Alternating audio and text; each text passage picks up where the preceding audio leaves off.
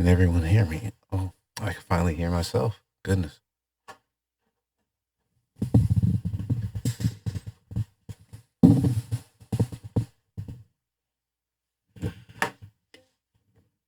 Struggle streaming.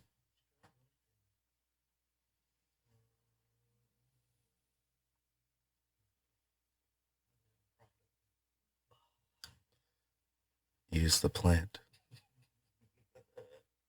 Fake plant.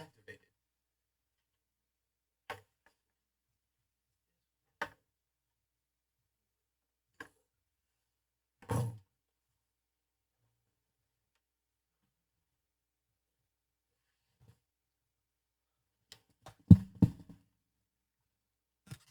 All right. Welcome, everyone. We made it just in time. Hello. Hello, all. Go ahead, put your headphones on so we can hear everyone. All right. Oh, I forgot. Yeah, because it makes my No hair. headphones. It makes my hair look funny, but I'll make sure I speak in here. Gotcha. All right. Everybody, another episode of Space City Renegades. You know how we are. I'm Harold. Rob. We have two special guests here today, a previous podcast partner of mine, and my cousin, who has his own podcast. You guys go ahead and introduce yourselves, drop your @ tags so everyone knows where to find you at. First. All right. I'm Paisley. You can find me on YouTube. Paisley Hayes. Go support. Check out the channel. Yeah, I'm Sage the Great. You can catch me on Spotify, Sage Mode, Awesome. Awesome. The last live stream me and Rob did, we basically reviewed the Black Panther movie. Yes. And we talked about black men taking their image back. Yes, we did. And it seems lately that has been nothing but the topic of the news. Yeah. So we had our finger on the pulse once again. Yeah, once again. We've done it again. I still haven't seen the movie. Well, we won't spoil it. It's worth the watch. It's worth it It's not as good as the first one. because I'm very critical with movies. I absolutely understand. I'm very critical. From what I've been seeing, it didn't bring as many seats to the theater as it did the last one. So, of course, we're not going to spoil it in this one. We already spoiled it on our Instagram Yeah. live. It's on my page. Yeah. You got something going on with your beard, sir. Oh, no. What are you doing, eating chicken? Yeah. Oh, God. No, actually, I had a cinnamon roll before I came here. Yeah. That I was sounds being so fat. good. It was amazing. Oh, my God. If it's Oh. not Cinnabon, I don't want to hear about it. Man, Where'd you get it tripping. from? Shout out to my homie Donnell. He brought me some from Panera Bread. Oh, Yeah. okay. I worked there Yeah. for like 4 years. Those cinnamon rolls are nice. Yeah. I like those. They bread in general is nice. Nigga. Like my first time having Panera bread, I was just like, oh my God. Yeah, it's really good. Before I worked there, I really didn't eat there, and that's kind of how I thought. But no, that's just good. Shit is good. Only time I have Panera Bread is when they're catering at my job. But, yeah, that's about all. So, now that we're all here, we wanted to continue from where we were last time as I need to far get as comfortable. you need to get comfortable. I can just, so I can just chill. As long as I can hear you, we good. Yeah, of course. Of course. So, what we've been touching on, I want to say the last two streams has basically been about presentation of self and how we've been presenting ourselves as a culture. Yes. Because the last time we were here, it was Julian and Amina with us, and we were basically talking about how generationally we've been, I guess you could say, straying away from actually looking for the important things in family. So here's the thing. Okay. Because these are more layered questions. These aren't just, yes or no questions. These are more broader. Give it to me in Question. 50 words. Oh, nigga. I know. It's, Don't get fought out here. In 50 words, can you describe? No. But no, I would say, because there's a lot of factors that play into it. From just people standpoint, yes, we have been on a trajectory that has deviated the family dynamic. Yes, we have been on that trajectory, but there are factors that play into that. That some of it is our fault, some of it isn't. Some of it is just in the middle, you know? But all in all, like we said last podcast and the time we were here before then, we need to find, I don't know, maybe like a silver lining for our culture. I feel like black people in general, we need to find some type of something. I don't know. Should it be a system? Should it be a job? Should it be? I don't know what specific thing we should do as a culture to start to grow like we've been doing in the past. Because at one point we were like 15% of the United States population. Now we're back to 13.5, I think. You really believe that? I mean, numbers matter. Numbers matter. Numbers matter. Never forget, we are the majority. Worldwide, yes. Yeah. America, no. Yes. Regardless of how you look at it, we're still the majority. What makes us the minority is the fact that we do not rule when it comes down to systematic things, because we do not have structure, because they went out their way to infiltrate and destroy our structures. That's why we have so many dysfunctional families as is. This is true. But see, that's why I said it's more of a layered question. It's not just a one or a this. It's a, okay, this happened, and then this happened, and then this happened, and then that happened. And that's what led us to this point. You know? Exactly. That's what led us to this point. So, no, I agree. I do agree. But I also would say that us as black men in specific, we are the targets. Just don't say we are the targets. Not only are we the target, but sometimes we got the gun too. Very true. Very true. But what I've always hated that people love to bring up is that, oh, well, American black men, they only try to do things to fit into the patriarchy. And I've always hated that because a lot of the things we have done is to just survive. We've been in survival mode for a very long time. And sometimes it may look like we're just, oh, yes, I would love to go do everything the white man does. Oh, yes, I would love to. But it's not really that. It's survival. Okay, I have to sell this brick to make said money, to put money into the rap career so we can get out the hood. Or I have to, you know what I'm saying? Like, it's designed for us to fail. It is. It is. It's everywhere you look. They put it in your face to make it appealing. You see what I'm saying? It's like we have to actually dead a mindset and create a new mindset. Yes. We have to get into the mindset of actually being entrepreneurs, in the sense that I can't get out here and just sell dope just to look good or just to have money. I got to figure out a real regiment and build a skill for myself so I could take niggas off the street. I can take people off the streets from doing whatever they do. They get them incarcerated, give them something better so they have something to look forward to versus having nothing to look forward to. So I'm out here just surviving. Exactly. We gotta establish a point to where we're no longer surviving, but we are actually living. Because when you hear the terms living to die, are you really living to die? You're dying to live. That's why you're in survival mode, because everything that actually hits you in the head, it hits you and it puts you in position to be defensive. Yes. So when you're being assertive, it come off as aggressive. You're misunderstood because you didn't have male figures around you to give you the game because they were stripped away from you due to the system. Yes. There's nothing wrong with being raised by women. But when do you have that masculine to show you what masculinity is? Yeah. So it plays a part in destroying us as men. We already the targets. That's why everything they do is to break us so they can get rid of us. Yes. When you can get rid of a man, you can do what you want with his children and his family. So if you grow up and you don't have this intellect of what you should do, or the mindset rather, you find yourself in positions and predicaments that causes you to be put down. And now you're back in survival mode because now you're doing everything just to survive. This leads into one of the questions we had on one of our other podcasts. Is our culture defeating us? But that's it's like layered question and then another layered question. You can't just, it's a long-winded conversation. That's why we're here. Damn it, now I gotta get up and shit. Damn, I was trying to chill. I was trying to get comfortable, have a nice little discussion, sip my yak. Sip my yak. But all right, niggas, this what y'all want to do? All right. This is what we always do. I know. We're in the spaceship. We are in the spaceship. So here's the thing. This is tough. So piggybacking off what you said, The system is designed for us to fail. Someone has to fail for someone else to win. So as long as me and you keep failing, they can win.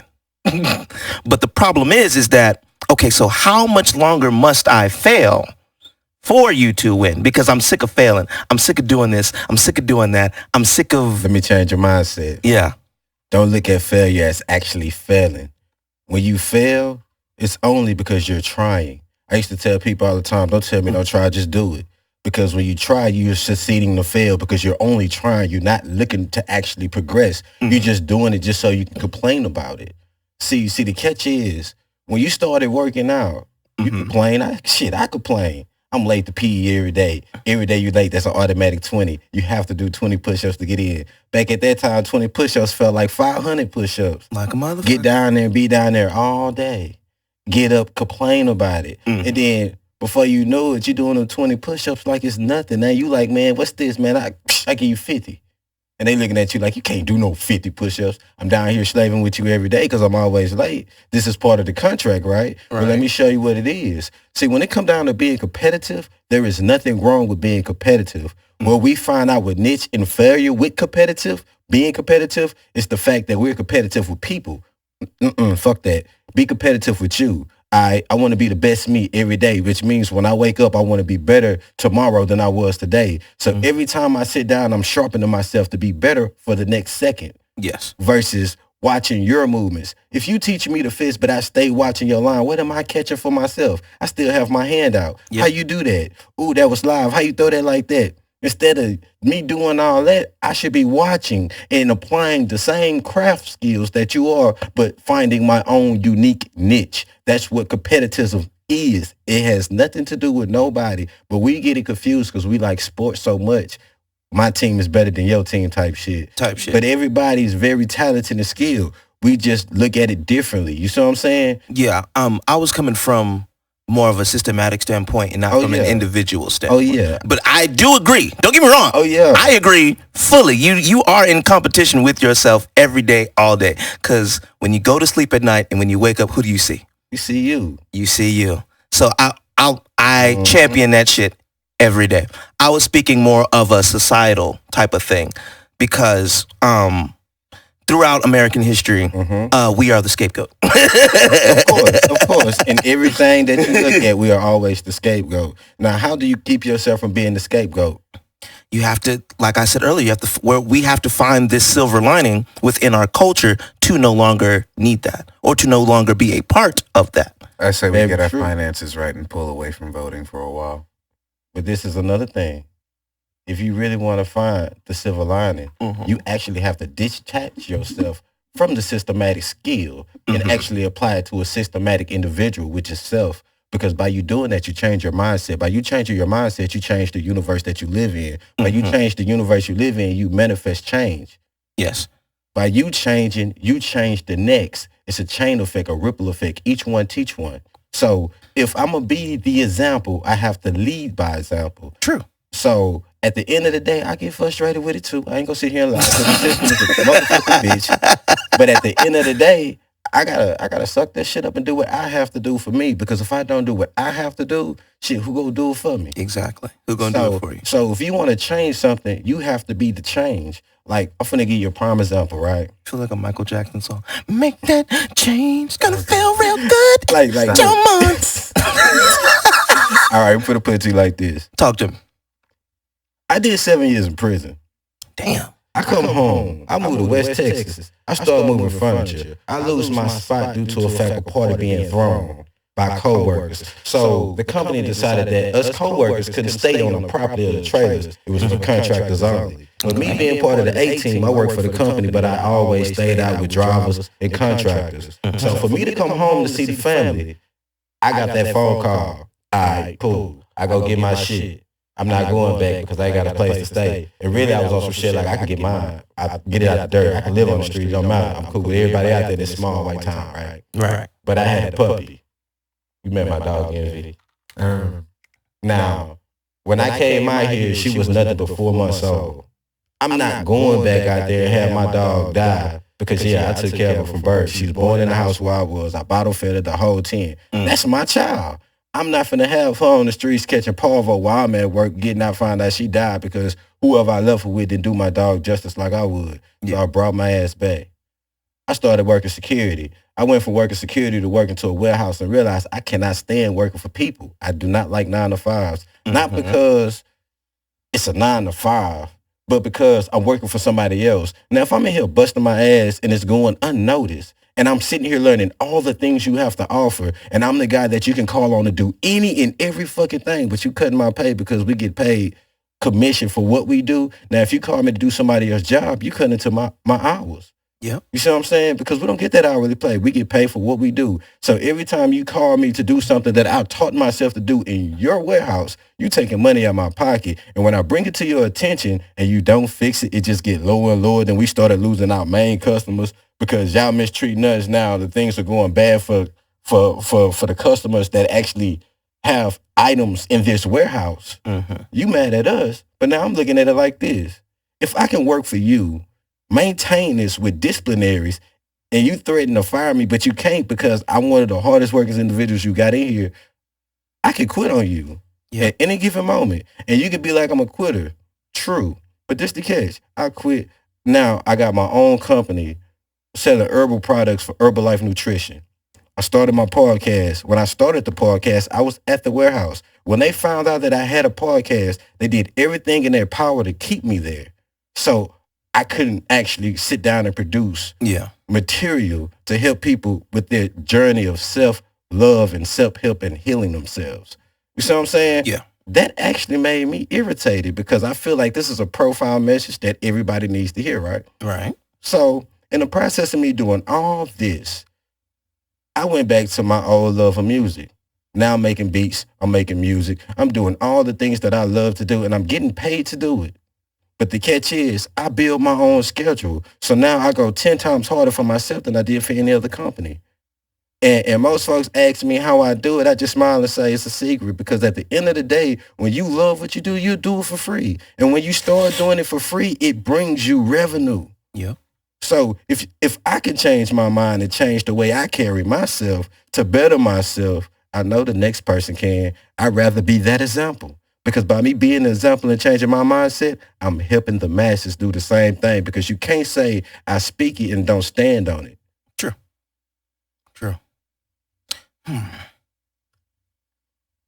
Okay. Paisley, you've been quiet. I'm just listening. She's letting the black man speak. Because I'm hearing some things that you resonate with. You stopped wanting to work for people because you got tired of it. You struck out on your own. Oh yeah, that's true. Like I manifested getting fired from my job 4 years ago. Wait, we're past November. What's it? It is at the tail end of November. Okay, so November 10th, I got fired in 2018. November 26th, I started working for myself. So yeah. What's the question? It wasn't necessarily a question. What we're basically hinting at is how do we separate in order to build? Because it seems we have an over-reliance right now on wanting other people to fix it. My suggestion was just pull back, work on the economic status of it all, and then once people start coming to buy our participation in voting again, I've been standing firmly on no tangibles, no vote for a very long time. If I feel like I'm not getting anything by supporting your platform or any of the kind, I'm not even going to speak about it. I'm very anti-woke culture. I'm anti-socialism. I'm anti-communism. I don't believe that there is a system that can stand where you're just feeding everybody simply because they exist. It's either you're doing it for yourself and working toward your desired goal, or it's just not going to work. Did you mess up the microphone, Ma? No, keep talking. Why you worried about me? Damn. Because you're over there struggling. Quit worrying about me, man. All right, but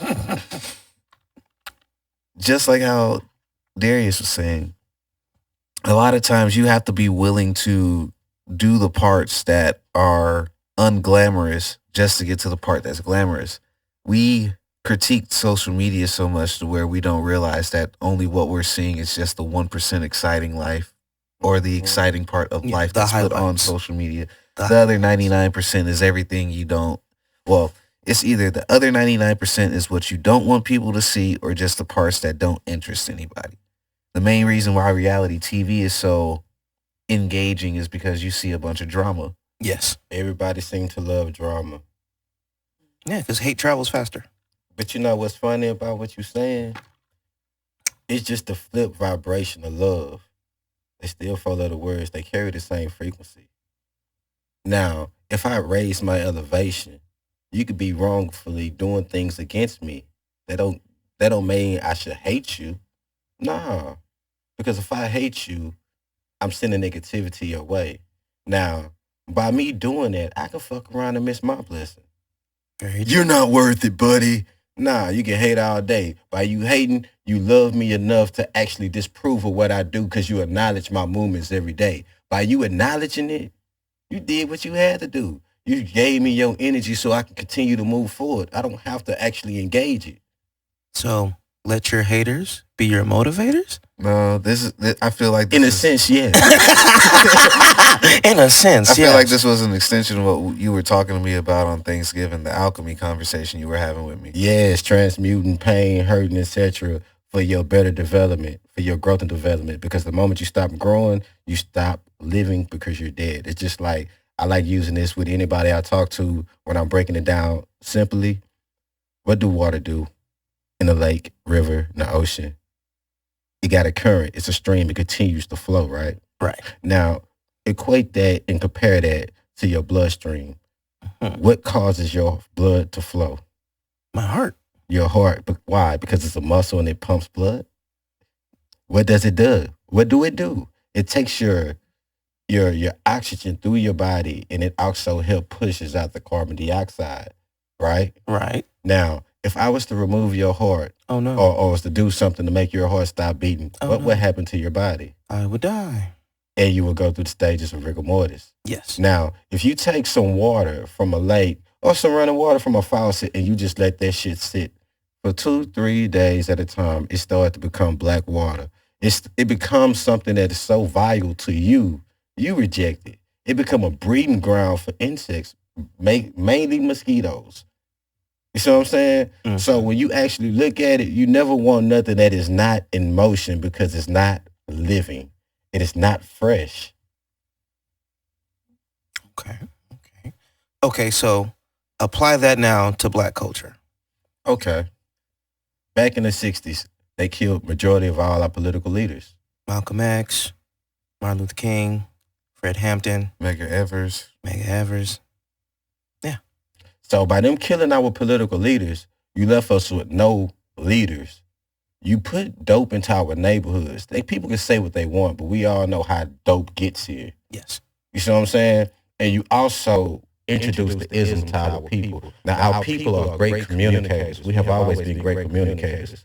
But you brought the low vibration of the ism to us, which is the pimp game, which is the system itself. The system is designed to take from you, give you what I feel you should have. Now, by you giving us this concept, this mentality, we took it to the next level, and we started doing this with our women. And then it got even worse when they started using heroin and cocaine and et cetera, and it started the pimp game, the revolution. Now, the conscious people still push the messages, but as time passed, that conscious message was diluted.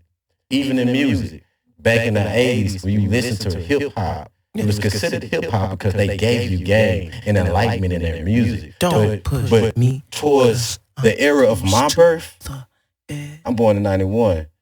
Dr. Dre dropped that Chronic album. Gangsta rap took off, and everything started to change. Even then, they still gave you conscious rap because you still had your conscious rappers doing their best shit. You know what I'm saying? Mm-hmm. They gave you the truth of what happened on the streets. The poetry of the streets started to overtell and take over. Then the pimp game, the ism, the pimp shit, we're from the South. You know how we are. We play as pimps out here. Man. But at the same time, most folks listen to this shit and they take it out of context. Yes. They glorify this shit instead of using it as an avenue to realize the illusion versus reality because it's actually our reality, but it's nothing to glorify. So with that being said, it's something like this. If I was to actually make a song, which I have yet to record it, but that's already written. It's called My Brother's Keeper. And my first verse in this song, I'm pretty much calling somebody out on how You decide to get fried out when it's time to ride out. The equalizer spoke, and the little homie talent just died out on some shit like this man really had a gift for playing sports, and this was his meal ticket to college to actually better himself, stay out the streets to do his thing. But he looked up to you, so now he sell dope, he's skipping school. He got shot because they couldn't get to you. Now, you got to go to his mom and tell him why he got shot. You have to do all the things because you was leading this man this way. Yes. Now, if you can't do that, there's no honor about you. See, it's a double whammy. It's two sides to the story. People glorify the shit, but when the shit hit the fan, they don't never want to come out and acknowledge the fact that they're responsible. See, when it come to it, by them killing our political leaders, they stripped us of respect for self, and nobody acknowledged the fact when they're wrong. We always playing the blame game. If I can point the finger over here, I can alleviate the blame for me, knowing that I am just as guilty as you. I cannot say, oh, you in the wrong when we both were in the wrong. Yes. What kind of motherfucker would I be? I got to own up to my own shit. I got to smell my own shit, right? Right. That's the only way to actually elevate, because by you acknowledging you fucked up, you know you got something to clean up. True. I feel like I don't have to speak this time around. Everything that I would usually say is being said. Yeah. It's one of those. It's one of those ideal type of things, like, and it's not even like a clash or anything. It's the expression of ideals, and I feel like that's very important with these conversations that we have about and in our culture, because through this, someone's gonna watch this and be inspired. You know, someone's gonna watch this and be like, okay, you know what? I'm going to take that next step. I'm going to do what's necessary for me to be a better person so I can be this image for my people or for my family or for my friends. You know what I'm saying? So I appreciate this type of conversation because it's for progression. It's for us to grow. So no matter what we talk about, whether it be the hip hop or whether it be the individual, whether it be us as a people or whatever it may be, as long as there is a growth to it, I'm all for it. I'm all for it. Especially when it comes to building back the black community. Especially because too many times have we tried it, didn't work. Tried it, didn't work. Tried it, didn't work. But we're at a point, and it's kind of what we talked about the last episode we was here, with nigga, it's like, do we go this route with it or do we go that route with it? But were we smart enough to actually take the steps to actually build a parachute, or do we just fall and then just recreate? Yeah, type shit.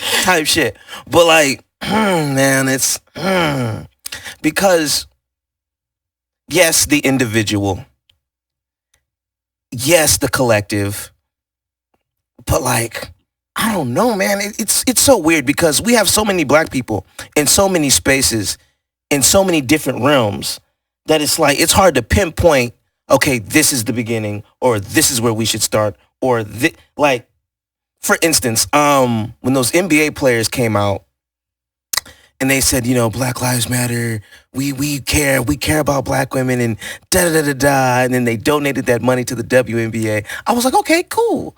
The niggas is on to something. It's not much, but they on to something. Okay. It didn't do anything because you still have WNBA players saying we don't get enough support, when it's like, well, when you have the people who are in the back room recording the games basically telling their people who are on the ground with cameras to avoid showing the NBA players showing support, that's manufactured destruction. Facts. At the end of the day, the WNBA ends up losing $10 million every year. They're subsidized by the WNBA. No, they're subsidized by the NBA because the NBA makes upwards to $10 billion every year just off of advertising and all these other things alone. Year. A lot of times whenever that conversation gets brought up, it reminds me of when Draymond Green was in LeBron's podcast, Barbershop Talk. I think that's what it's called. Yeah. It's the talker, the chat, something. The shop, I believe. The shop, yeah. Shout out to the shop. I believe they had... I gotta throw that in there. I believe they had Lisa Leslie on. And she was... Yeah. She was going on a long rant about what... They asked her a question of what could the NBA do to basically support the WNBA more. Mm-hmm. She was going on about, oh, well, if you guys didn't go to the casino or donate some of your salary, this, that, or whatever. And Draymond took offense to it, and he actually worded it very articulately. I have a problem with that notion because nobody supports the WNBA more than NBA players. He said we do donate money, we show up the games, this, that, or whatever. But I forget the young lady's name because, quite honestly, I try my best to block out hateful interactions. There was a WNBA player who basically shouted out a WNBA player. He didn't name her by name, but her response was to be, say my name or just don't support me at all. And the only thing I could think to myself was, why not just say thank you? Yeah, right. Just be grateful. These bringing attention to you. Quite honestly, maybe I'm just learning to handle things with more grace. Maybe I would have just been like, hi, my name is such and such and such and such. And yes, I did have a great game. Thank you for, shouting me out. That probably would have traveled a lot slower, but it went viral because she basically dismissed did the negative. Once again, people love drama. Hate seems to travel so much faster than love. It does. And it's low frequency. Of course, it travels faster. That's just like saying this. You remember when we were kids? Absolutely. How often we got our ass whooped because nothing went our way during family events. Yeah. Yeah. Come to Papa house, everybody in the room playing the game. You come in there, it's a line, you gotta wait, you get mad. Next thing you know, they cussing you out, whooping your ass. Yeah. Now we getting our ass whooped because we're not sharing, but it's not the fact we're not sharing. It's a long line. Yeah. Everybody's involved. Like, I want to play. Just wait, homie, wait. Yeah, and you're not really used to the concept of sharing because the majority of your cousins who we would consider your extended siblings, you're coming out as single children, and single children don't really do well with sharing. Facts. They don't at all. Facts. Not at all. Not at all. That only child syndrome, I feel, is taking much hold of a lot of things going on what's in greater American culture because you run around a lot of times and you see like hyper individualism. Yes. Everybody will make a comment about something, but then will say, hey man, you don't have the right to talk about that because you're not XYZ 1, 2, 3. Yeah, you're not in our community. You can't talk about our community. You're not allowed to critique it. And the only thing I think about that is, well, what if you all are running around in a circle trying to find the answer and all it takes is somebody from the outside looking in to give you said answer? Because all of you are so lost in the soup, you actually don't have the answer. Exactly. But see, but the problem with that is it's like once we start, well, not even once it's already started. So now that this hyper individual, I don't know why. Words aren't coming out today. Ooh, it just beat my ass. Vocabulary. Vernacular. No. But now that there's a lot of hyper individualism. There we go. There we go. Enunciate those syllables. There you go. Individual. No. But now that there's a lot of it, that it's starting to bleed into real life because most of it is seen on the internet. Yeah. Like we talked about earlier, the internet only going to show you the highlights. It's only going to show you what's being, promoted, what's in, on the front screen. And it's, me, team me. I'm by myself. I don't need friends. Fuck friends. I ain't got no family. Nobody did this but me, for me. And it's just being promoted. That's all that's being pushed. So it's like, how do you live like that, bro? Because I personally can't say, team me, I ain't got no friends. Fuck everybody. Da-da-da-da-da-da-da-da. That shit, like, that should start to fuck with you because it's counterproductive because you understand a team effort actually goes much further than individual effort. You can go, what is it? The saying, you could go as fast as you want by yourself, but you go much further in a team. Yeah, teamwork make the dream work. Can you explain why? I can explain why. When you're by yourself, the vision is in your head. You're going to focus on the perfection of what you are doing. But when you're in a team, a lot of time you will have that one person who's like, why are we so focused on just making it perfect? Just put it out. Yeah. Fact. We ran into that roadblock not too long ago. And quite honestly, we got over it because we just got tired of waiting. Yeah. It's funny you say that because like, prime example, this is my first meeting actually sitting inside a room, actually having a conversation during the podcast because on my podcast I'm pretty much by myself, so knowing that I don't have nobody else to actually fill in and I want to take a break or ask somebody a question because I'm actually researching, studying, and putting it out there, I actually make music to be my filler. I would make songs, put freestyles out, make beats, whatever. And then when I just feel like I don't have it, I go find an artist that matches what I'm talking about. You know what I'm saying? Yeah. And then the one I just put out, Thanksgiving Day, right after you left, is called Mono versus Poly. And I'm pretty much showing you the echelons between being mono and being poly, because we're interdependent individuals, meaning we're independent, but we depend on people to make shit shake. So in order to do that, you have to know yourself to know the role that you play in order to actually mesh well with somebody else. Because if you don't know yourself, it's going to always be some type of hiccup. So It's true. And knowing I've been sitting on this episode for the podcast for damn near 3 weeks trying to make sure it's perfect, what you saying, it hit right on the head. And just to piggyback on what you said know how to play your role. Yeah. When you know yourself, you become more efficient in the role that you play. How do you know the role that you play? By learning yourself. By learning yourself, you know your weaknesses and your strong suits. You work on yourself to remove your limitations. But in the process of you removing your limitations, if you're working with team members and everybody know themselves accordingly, like you know yourself, I would know how to come to you and pick you up where you're weak at and give you the game and help you better yourself. And while I'm weak at you, do the same. It's vice versa. And vice versa. We will build each other to be stronger, to be better. So when we actually get out and actually get to performing or doing whatever we're doing, there is no slack in the chain, because you're only as strong as your weakest link. This is very true. You are only as strong as your weakest link. So, what is black people's weakest link? Let's start there. We can talk about that now. She Yeah. Go ahead. comes Go from the ahead. back. Oh, welcome. Welcome to the podcast. I was Welcome waiting back. for this. We're divided, and I've experienced that a few times this past week.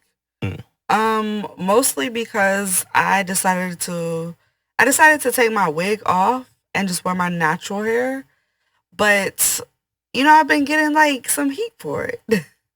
You've been getting mixed reactions for wearing your own hair? Yes. For living in your own skin. Yes. Interesting. Expand Yes. upon it. Yes. Well, we can talk about today, and let's talk about what this wig represents. So when I wear my blonde wig, I think people think that I'm white, like the digital people, because they see this whole, Paisley Hayes persona. So today I made a post about how I think women should be submissive to the right man. And that was supposed to be about that. They turned it in because I used the ninja emoji, and the guy was like, how dare you use that? Or, you know you're wrong for that. You can't use that emoji. We know what you're trying to say, and you're not allowed to say that. And I'm just like, You don't know me. First off, this is my page. Bam. First the fuck off. That's the It's first. Second off, I'm tired, and it's the black men. I get more racist comments from the black men than I would the white man, and I'm just so confused as to why. Is it because of my skin tone? I'm sorry, I'm ethnically ambiguous, but we have people in like the hip hop community that aren't even black saying the word all the time, but I am. That's what my birth certificate says. That's what both my parents are. But it's a problem because they don't see me as such. That's interesting. I don't know if we had this conversation on camera, but I did bring that up. About colorism? No, not colorism. That black people tend to be a whole lot more racist than what they would like to admit. Oh, that was a while ago, and that was a heated debate. Okay, because everybody wanted to be like, "No, you're wrong," and I'm like, "No, have you looked outside lately?" Me, you, and Q had that conversation at his house. Okay, thank you, because I knew I wasn't imagining this conversation going on. Man, By all means. Do you realize that racism is truly not racism? It's more of a form of self-hate. Because when you look at somebody and you actually say that, I don't like you because of your skin color, it's something inside of you that makes you feel that way. What triggers you? Why do you hate it so? Because at the end of the day, just because you light-skinned don't mean you don't have the same blood flowing in your veins as I do. This is very true. I have many cousins that are light-skinned. But just because they light-skinned don't make them Caucasian. Just because they look like an outsider don't really mean they're an outsider. Y'all do know what capitalism and imperialism is, right? Absolutely. Yes, we do. We do know that's what our system is ran from and off of, right? Yes, Now, yes, we do. if we capitalizing That mean if you fuck up, I capitalize on your fuck up. What was yours is now mine because you fucked up. Now I came up, right? Right. Now, imperialism also plays a part in spreading, right? But if we using these two terms together, it's more like divide and conquer. Because if I can separate you from your lineage and erase your memory of who you truly are, I can pretty much tell you that the sky is purple. And you're going to eat that up because what I say is golden because I'm your God, because I'm your master, because I'm the one that's leading you versus you actually taking the time to do your homework. Like when I was incarcerated, most of my heated debates where it damn near came to blows was always based on religion because I grew up in the Christian church, but I actually study Islam. I'm a 5%er. My way of life is Islam. I self, law, and master. And when it comes to religion, I'm fast to tell people my religion is alchemy. Not because I'm trying to be funny or be fly, but if you really think about it, everything we do is based off of the transmutation of energy. Now, if I want to be divine, I got to look within myself to transmute all the fucked up shit about me and refine myself to make myself great and golden, right? Right. Now, if I have to do that, I have to do that and apply that to all things. When we cook, that is a form of alchemy. When we smoke, that is a form of alchemy. Hell, when you drink water, that is a form of alchemy. Everything you do is based off of the transmutation of something else. So when it come down to it, you can never just look at the big picture like, oh, he racist. No. What do you hate about yourself that you need to actually go back and fix? What do you need to go back to your childhood and rediscover so you can really fix that shit and love yourself? So you can be a better you tomorrow and help the next person at the same time.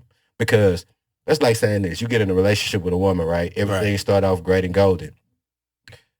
4-5 months down the line, she show you a whole nother side. Now you confused. And then she start to nitpick with you. She's angry with you, but you have not given her a reason to be angry. Now, knowing that you already doing the work with yourself, now you questioning within your mental, should I stay or should I go? Do I continue to help this person or do I lead this person to their own devices to figure it out on their own?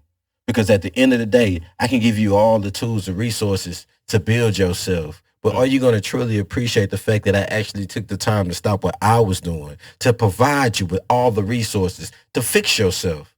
Or are you going to continue to try to take advantage of me and fuck over me because I'm the one providing for you? Okay. But how does that translate into racism or, in her case, colorism?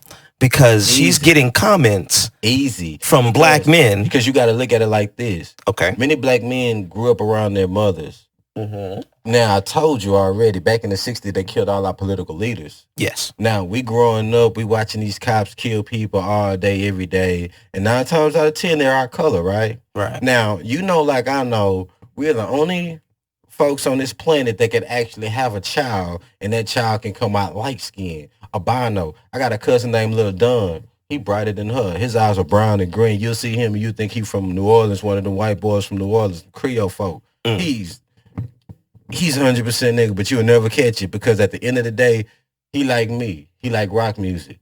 He like heavy metal. He would play that shit all day, and I'd be right there headbanging with his ass. And his voice is very, very deep, and the way he carries himself is odd because he really don't have a social life because he was homeschooled all his life. You see him and you think he was just a white boy that grew up in a trailer, but facts, he from Acres Home. You see what I'm getting at? Yeah. And then when you see his little sister, she darker than me, and you be like, that ain't your sister. And you be like, nigga, that's my little sister. You see what I'm saying? Yeah. So it's like, by us having that ability to produce albino people without skin pigmentation, most folks look at that, but they really don't acknowledge it. Yeah. They just look at your skin tone and just assume. They make an ass of you and me for the simple fact they are assuming things. True. So in this sense, they are assuming that she's not a sister due to the color of her skin. But at the end of the day, it's something about them within them that they hate to make them even point it out. See, when people hate something about themselves, when they see somebody else living in their truth, they go out their way to poke holes and try to sink their ship to make them feel less of a person, to lower their self-esteem based off of the fact that they have low self-esteem.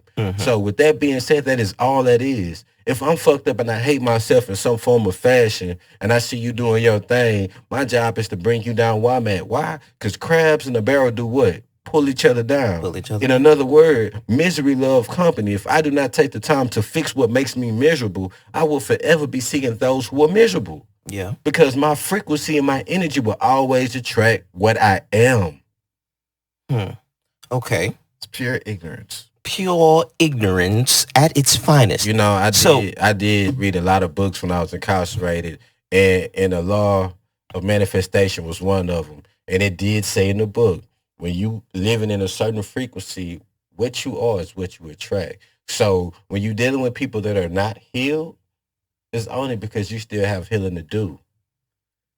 So what do we as a culture do when we face certain things from outside of it? So like you said, this crab in the bucket mentality. Mhm. So let's say we fix that, okay? What stops the outsider from still fucking with me? You.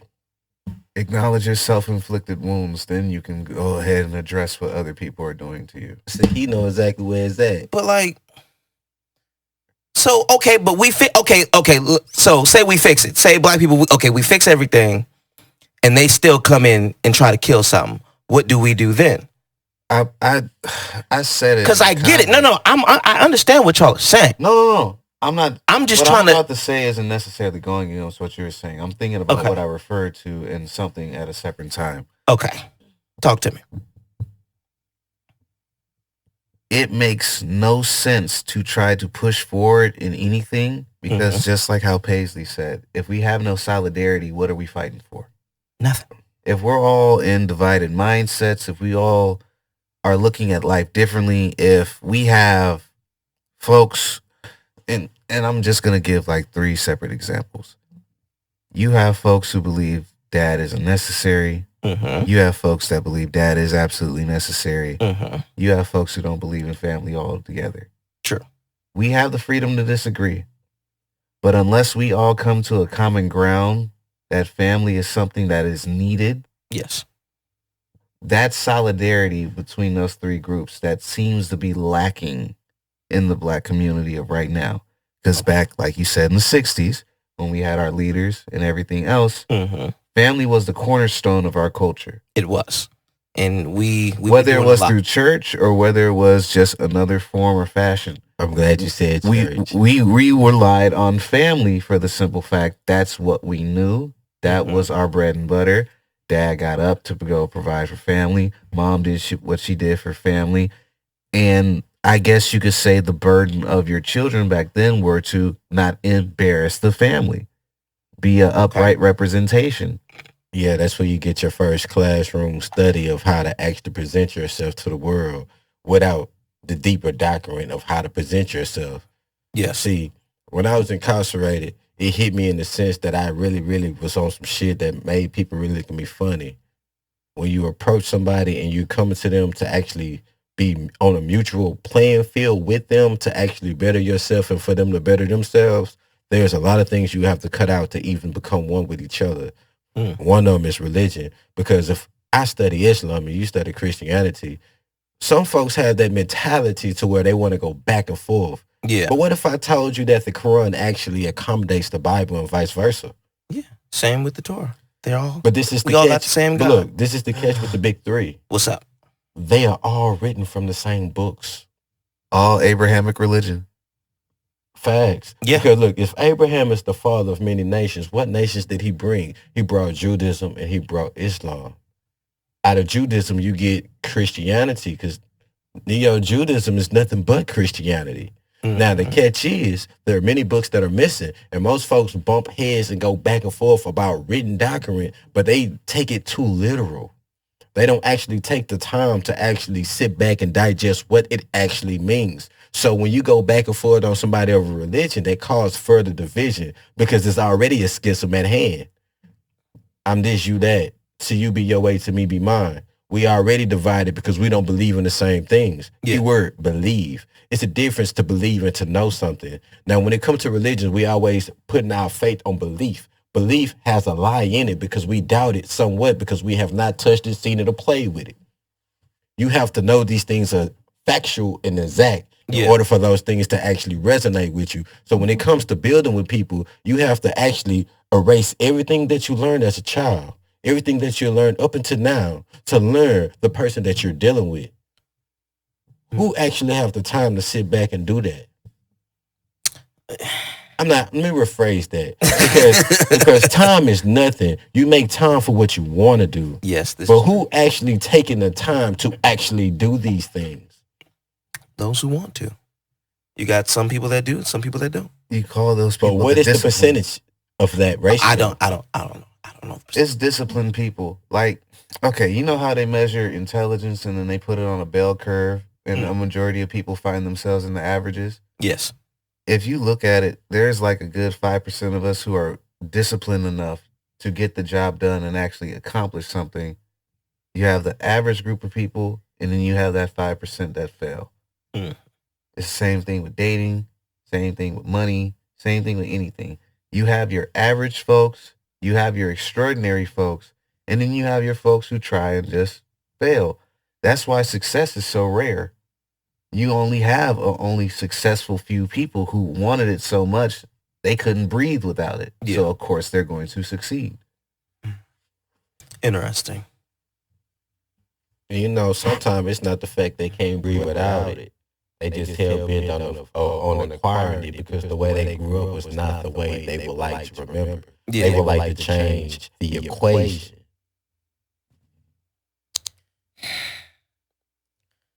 Okay. Because, damn. Can you close the door for us, please?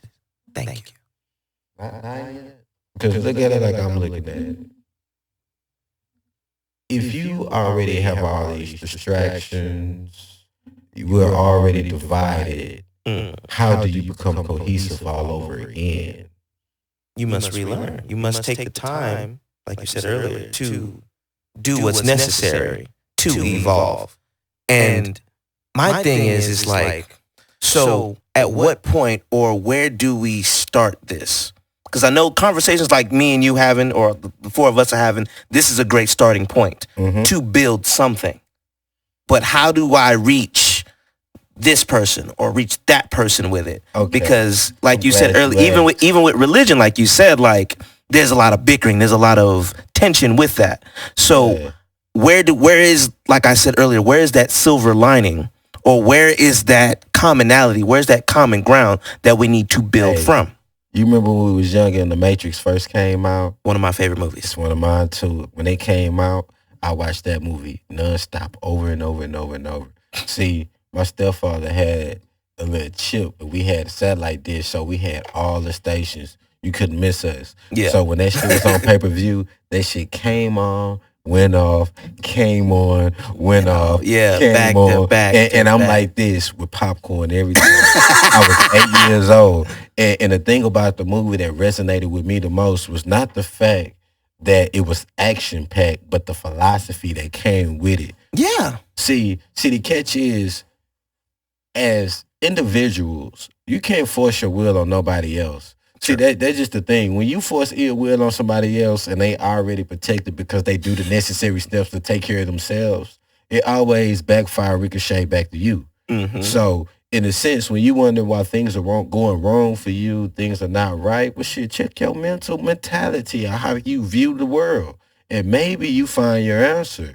You see what I'm saying? Yeah. In that movie, that's exactly what they was telling Neo. And we all know Neo as a neophyte to mean the beginning. Yeah.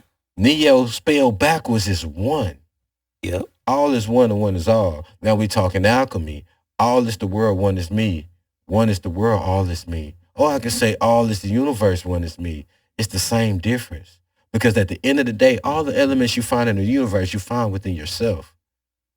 All the planetary influences that rock off of energy are within you. Check your natal chart. It's just that simple. So when he presented the red or blue pill, he gave the man a choice to choose which way you go about it. You can wake up or you can go back to sleep, and this is all a dream. And what did you tell me the other day? Woke is the past tense of awake. Yeah, woke is the past tense of awake.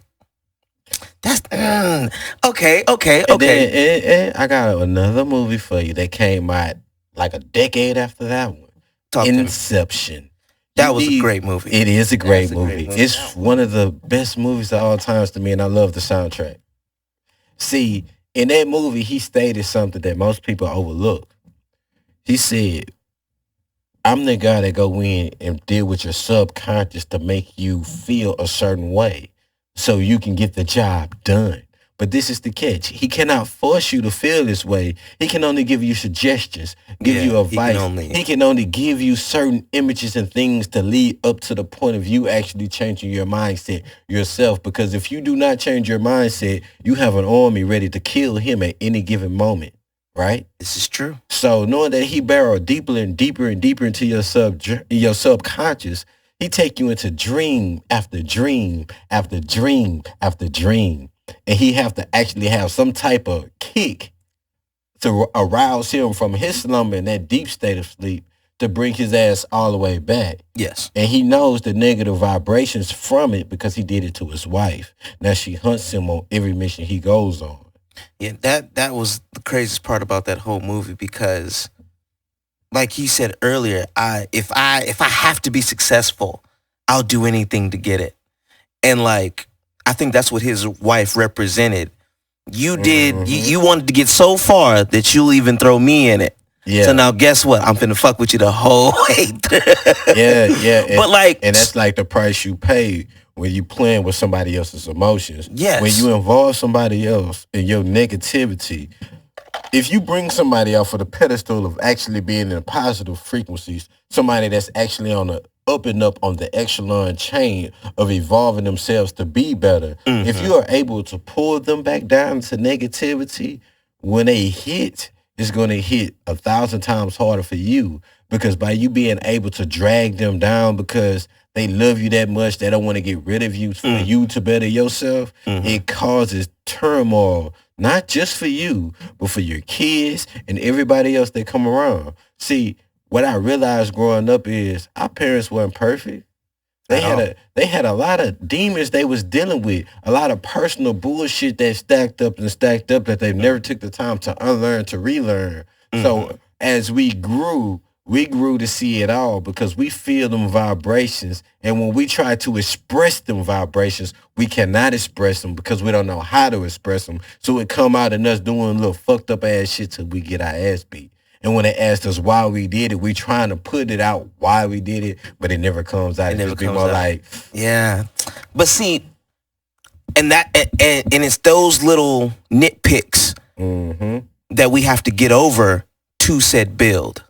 If I'm gonna go on her page and say you can't be talking about niggas like that, you're not one of us. How dare you? Da da da da da da da da. I'm nitpicking. So. Like in The Matrix, like in Inception, or in Inception, I should say. Inception. Which Great is movie. Another word for beginning. Beginning. So we need to begin, incept, Neo, our way to greatness. Hey, you see how both of them words yeah. You like that shit, though? I like how you did that. Yeah. Hey, make it all come together. But like, that's the thing though. Friends. So like, as a shut up. As a culture, as people, as human beings who are melanated, we need to take steps to build emotionally, physically, mentally, spiritually, all of it, because we're so divided, like she said earlier, that it's like, and you said it, you nailed it, bro, because like, we're divided. And you said, well, yeah, with religion too. And yeah, with this too. And with that too. It's a lot of little divisions. There's a lot of lines in the sand. There's a lot of lines. Hey, it's a lot of them. You listen to rock music? Yeah, I love rock music. We go to emo night almost every other Friday. I do go to emo night every other Friday. You listen to Tool? Tool, I've only heard a couple songs from them. Listen to the song called Schism. You know, schism is another word for division. The beat to catch your attention, but when they start, he says this: I know the pieces fit because I watch it fall away. You see what I'm getting at? And he's speaking of relations. So when you actually get to thinking about puzzles, when you play video games, is it not a puzzle? It's a big puzzle, yeah. It's a big puzzle. So knowing that it's a puzzle, everything that you do acclimates off of what? Some type of riddle, some type of puzzle. Because at the end of the day, in order for you to unlock your DNA to be the best you every day, you have to play the game. But see, but this is the tough part about it is because once we start playing the game, only some niggas have made it. And the goal is to get more niggas to get out of said game or to be able to beat said game. You want to know what's the most... You play chess? No, I don't play chess. I don't know how to play chess. I've never learned. I play dominoes. Chess is the game of life. Live life like a game of chess. The game of chess is not meant for you to actually brag about winning.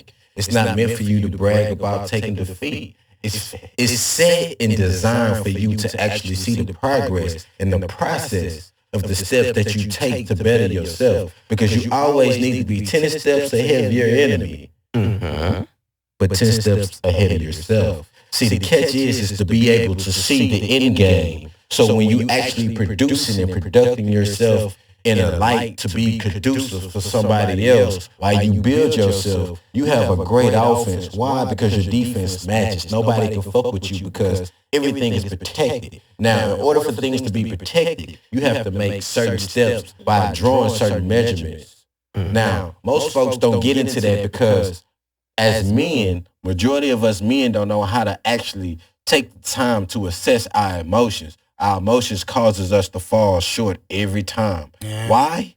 Because we was not trained to deal with those, because our mothers don't teach us how to deal with our emotions. They enable us when we come to the point of being emotional. Our fathers are the ones that actually train us how to deal with our emotions. I'll speak toward that because I don't know what it is, but every time we have a podcast day, everything I watch before I actually come here somehow bleeds into it. To speak to that point, no mother wants to see their child suffer. Exactly. A woman is meant to nourish her child. Meaning, if you're hurt, my job is to take your pain away from you. My job is to alleviate what causes you this great distress. But as a man, we are teachers. Meaning, I know that shit hurt, son. But hey, nigga, I need you to know what this shit feel like. Because I remember when I played sports. This is the funny part. I played sports middle school, elementary. I'm glad you said that. I hit high school and I stopped playing sports. I was forced onto the chess team. I was forced into student council, debate. I was put in all the things that bring about leadership, from reconnecting youth and team leadership. I went to Westfield. Now, my mentor is Dr. Walker, Frederick Walker. Dr. Frederick Walker, he was my principal at Drew Academy. The man literally came to Westfield and became the principal of Westfield just to make sure I graduated. Because he was my mentor. He knew me very, very well, and he treated me as if I was his son. So, for me, let me give you an example. We get into a fight, right? Right. We fighting over who knows what. I just felt like you pissed me off because I come to school under the influence, right? Okay. We get in trouble. You sit in the sack, right? For the next 3 days, I got to come to school dressed up in a suit. My job is to ride around on his golf court, you know, his little golf course, little shit, you know, his little, we get to the classrooms. I go in the classroom. My job is to actually make assessments of how the teacher is teaching and tell the teacher how to better teach the students.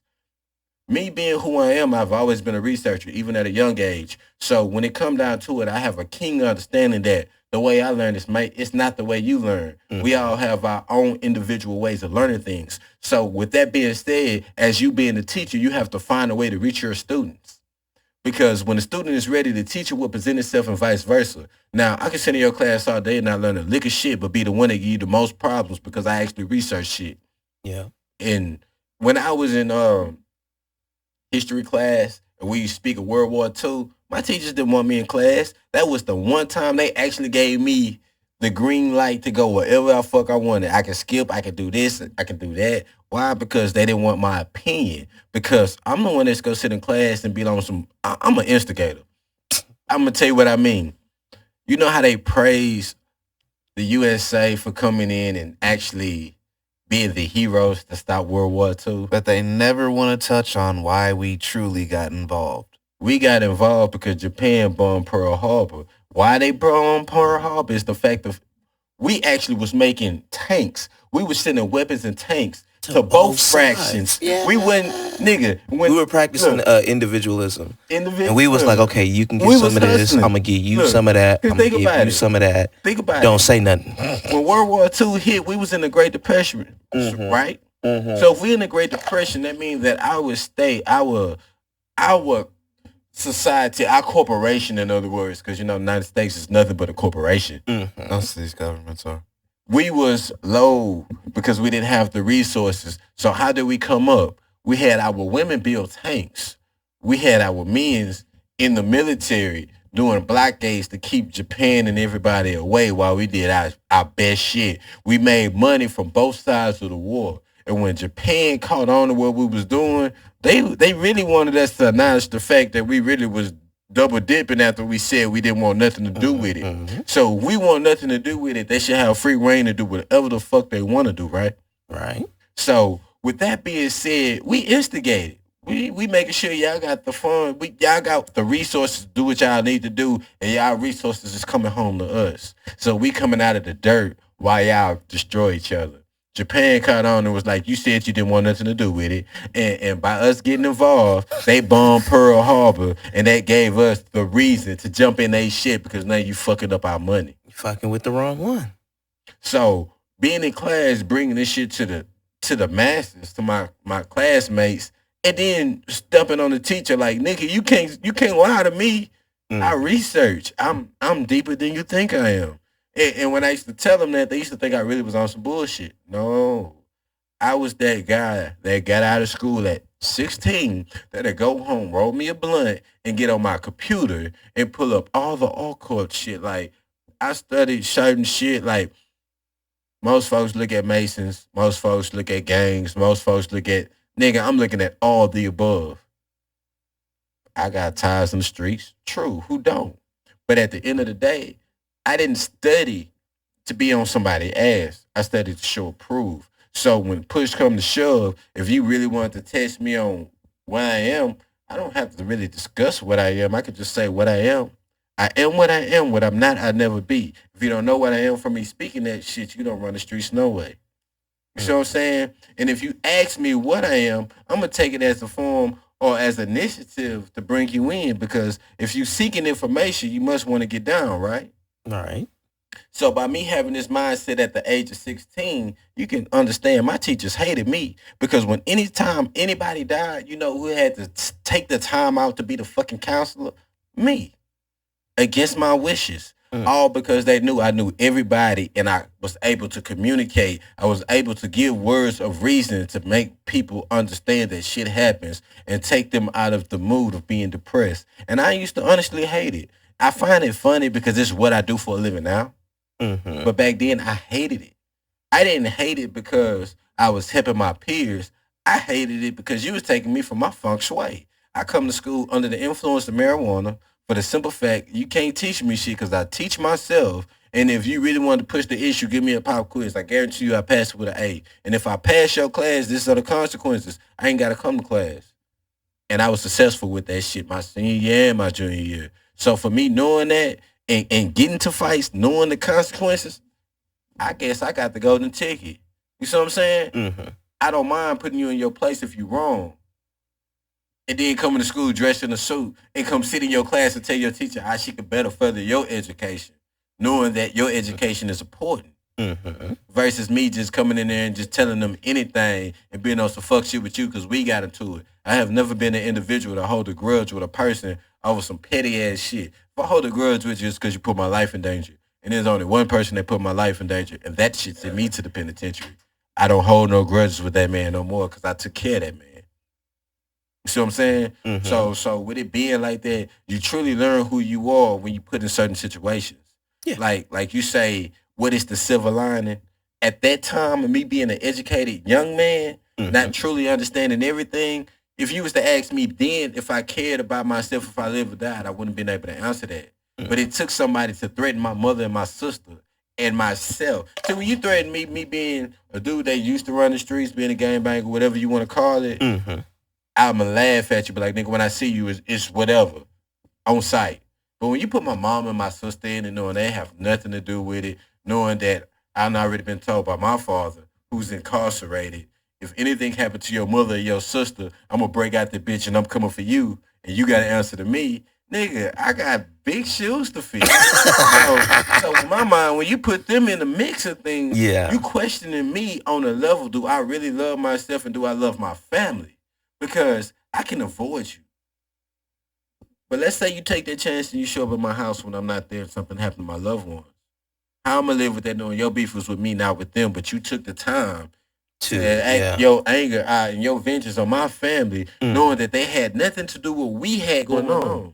Now you put me in a predicament to where it's either fight or flight. And I refuse to bow down to anybody that actually threatened mine because out of love for myself and for my family, I'm going to defend what I love. I'm going to protect what I love. Yes. And I had to learn the hard way because I had a woman ask me right before this shit happened, do you love yourself? And I was like, yeah. And they were like, how much? And I was like, that's a good question. I never thought about it. And then a month later, I'm supposed to be on my way to the Marine Corps, and this man threatened my mom and my sister, calling out my address. Now, you got me feeling like, you got me fucked up. Yeah. I'll be there Wednesday. I was there Wednesday. You see what I'm saying? Like, that shit happened. I went to the service and I got dropped from the service from the same shit. Now you see how karma catches up. What you project into the universe always come home to you, regardless if it's positive or negative. And in this sense, I'm not saying that I was a negative being, but at the same time, I didn't have no resolution as a man to sit down and talk to you as a man at the round table. Yeah.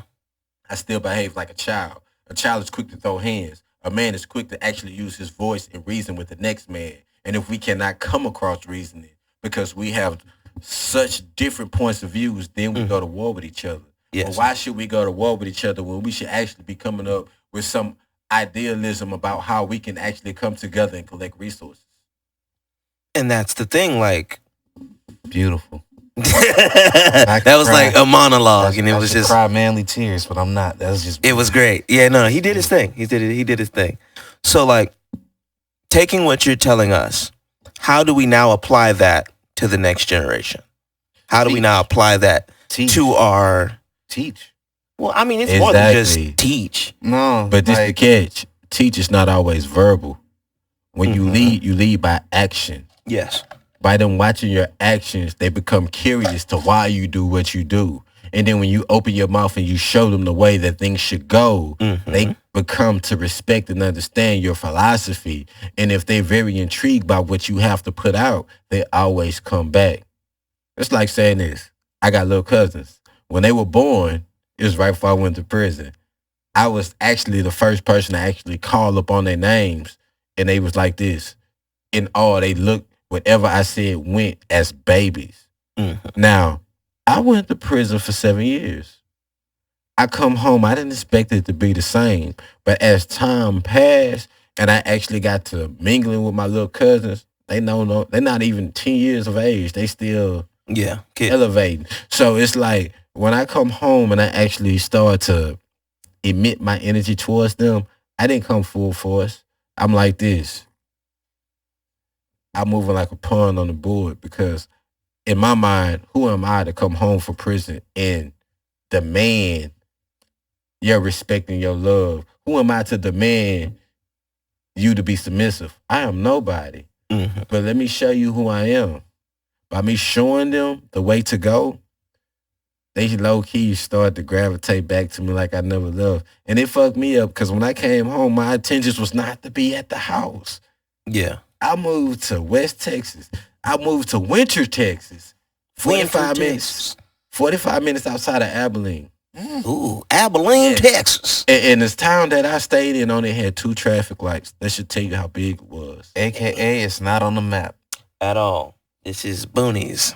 The Boonies. Nigga, the Boonies was known for 3 things. They was known for the tire shop they had, KB Tires, Apple Moving, which is where I worked, and they was also known for the trucks because they had a truck stop.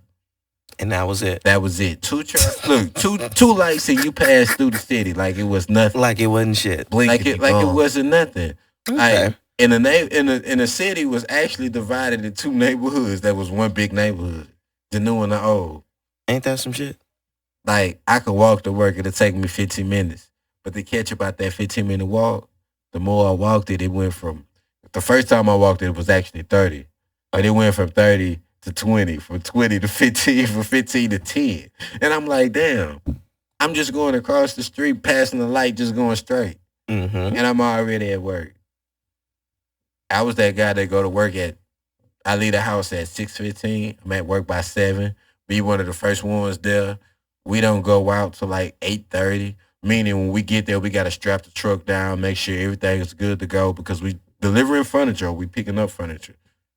And we on the road by 8:15 to get to where we're going. 9 times out of 10, we're not getting started till 9:45, 10 o'clock. Mm-hmm. I got so cold with it to where I wasn't just doing one job a day. I got to the point where I was doing 4 or 5 jobs. The more jobs you do, the more money you see. And then if you're good at what you do, I don't care if you show up high under the influence or not. I don't care if you just took you a goddamn, you went to the store, got you some Fireball, Crown, whatever. I don't give a fuck. If you are professional, you know how to override the things that you do in your pastime to actually be productive and professional amongst people who do not know you. And when you're like that, that shit bring you tips. And tips come in all forms of fashion. And in order to get to the point to where you're being gifted by the universe to receive, you have to have the mindset for it, regardless of what you do. And that's what you would tell them. Have the mindset and have the goal-oriented, well, not goal-oriented. What am I trying to say here? Have the, Let me help you out.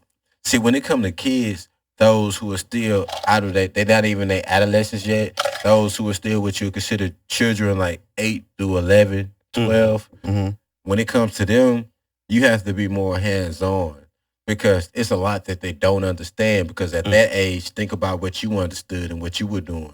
So I wasn't doing shit. Nothing. see, I was picking already, boogers and playing PlayStation. See, me personally, I was already out and about at that age. I'd already seen so much in my lifetime to where I felt like I could take the world on. So me having that mindset knowing I had to grow up twice as fast, because I don't know if you know it, but TJ, Jay, Daniel, Nisha, I got my ass beat for them because by me being the oldest, I actually took on most of the responsibility and acknowledgement of the things that they done. By me being the oldest, I was the natural born leader, the one that got beat when the team didn't play their role. Second in command. You know, and the thing about that is half the time I be asleep. I done had a long day. I did my best not to put my hands with somebody because I was irritated. I come home, go to sleep. They in the house having fun. Let's say they break something. Who you think getting their ass whooped? Not them, me. So growing up that way, it made me very disciplined in the sense to where I was no nonsense. I'm quick to put hands on people because if I gotta get hit behind the shit you doing, you go feel my wrath. They showed me right then and there what the chain of command was.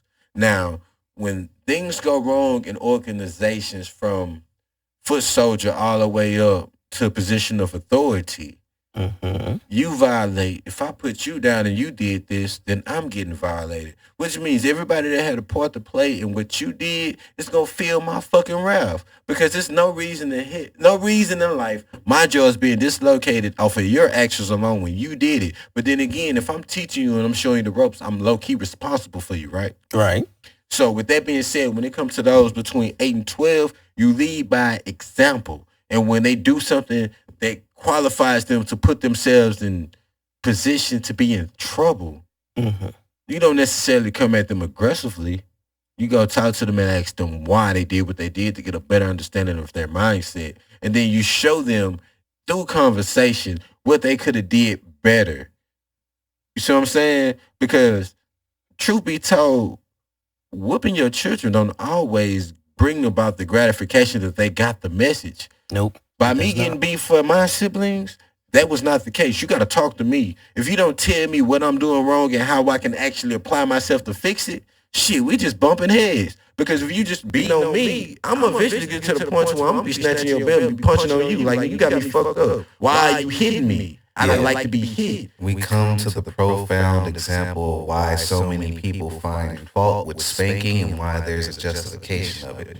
People who are usually against it to see you as hitting your kid. People who are for it is like, no, it's more than that. You're being disciplined because you violated a rule, and I'm explaining to you what happened. See, it's the difference between explaining to your child why you whooping their ass versus just whooping their ass. But first, before you whoop their ass, you need to talk to them. Because if you don't take the time to learn your child or your cousins or whoever it may be, you will always be put in a position to be the bully.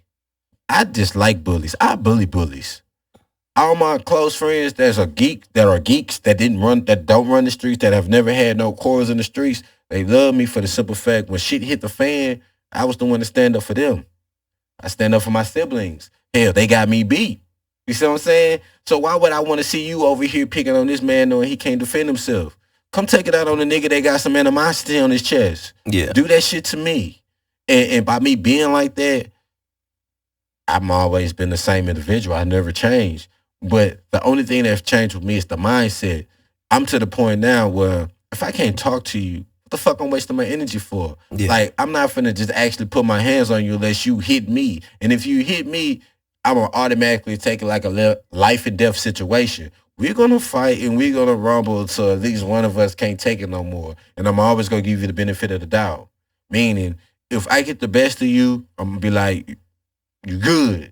If you continue to rumble with me, I'm going to put you out your misery. Because at the end of the day, I really don't like fighting. I'm a man that feels as if we have an issue, we should be able to speak. Because as men, as being mature, you should have a reign on your emotions, just like I have a reign on mine. Because, you know, growing up, we didn't have men teaching us that our emotions can make and break a decision that we have.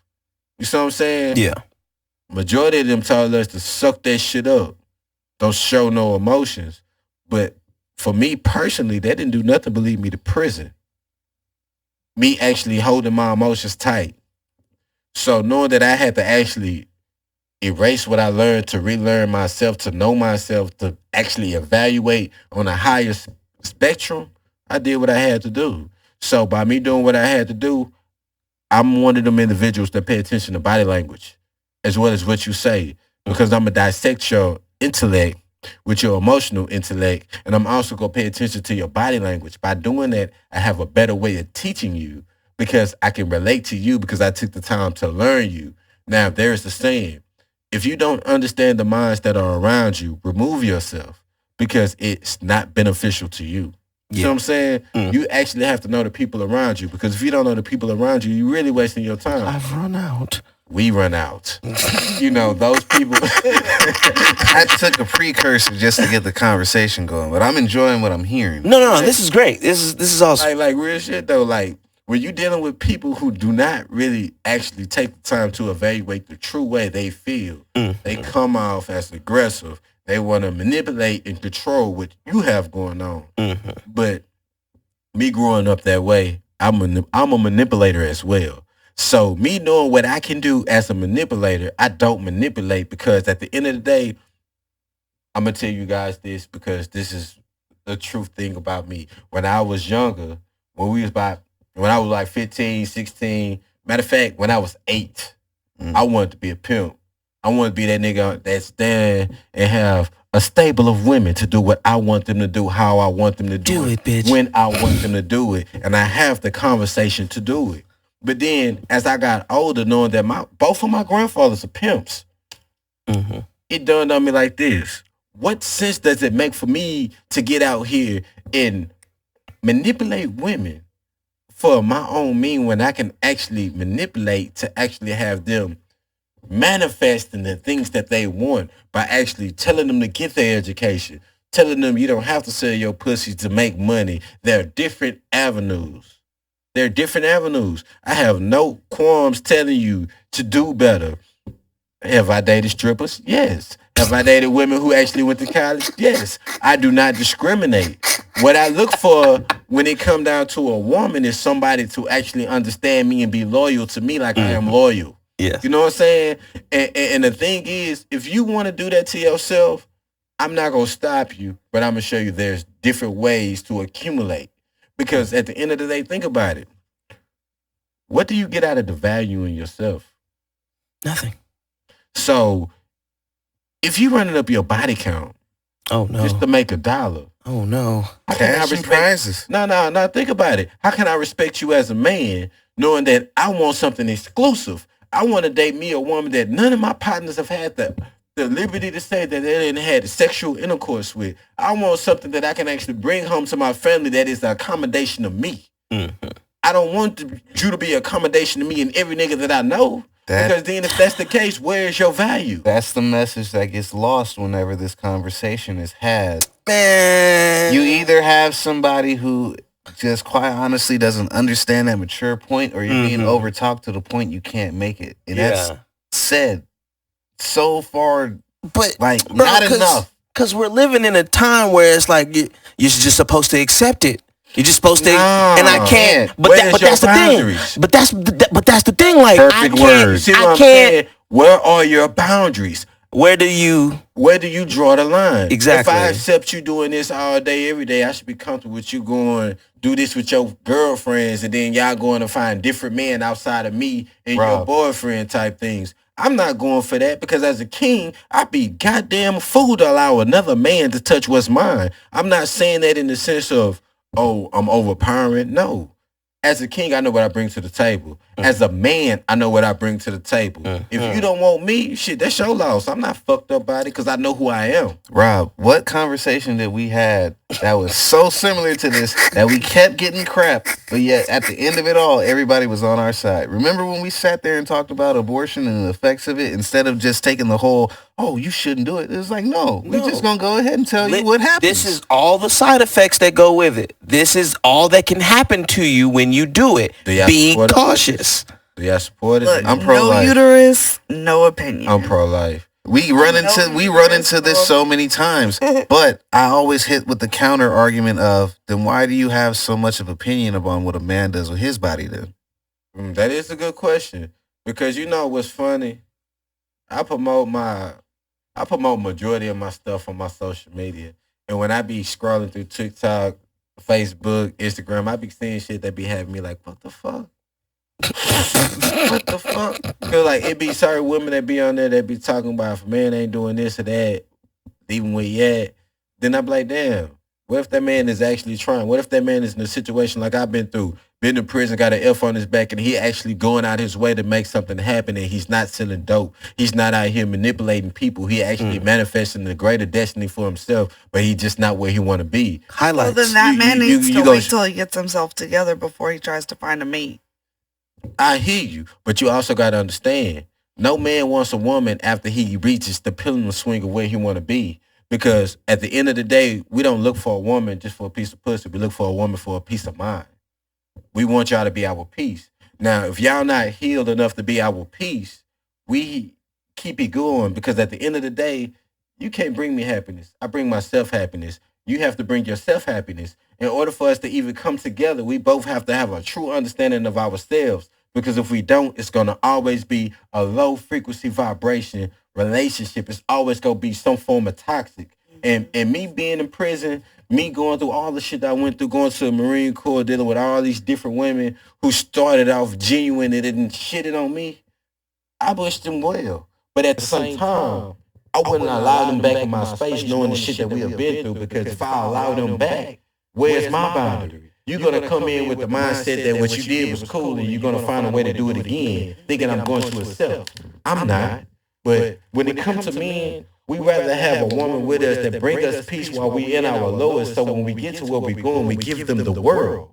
The entire so then, you know what happens? So let's talk about this. Then what happens when that woman, she believed in you, and then she done wasted 8 years of her life now.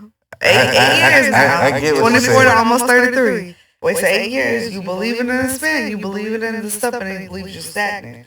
That's why I just recently made a video before I did. Me and Harold had a long conversation about my expectations moving forward. And then I have guys, different builds. I have one that keep going. One that's an influencer, and then one that's works on private jets. And they're my age. Well, they're both 33.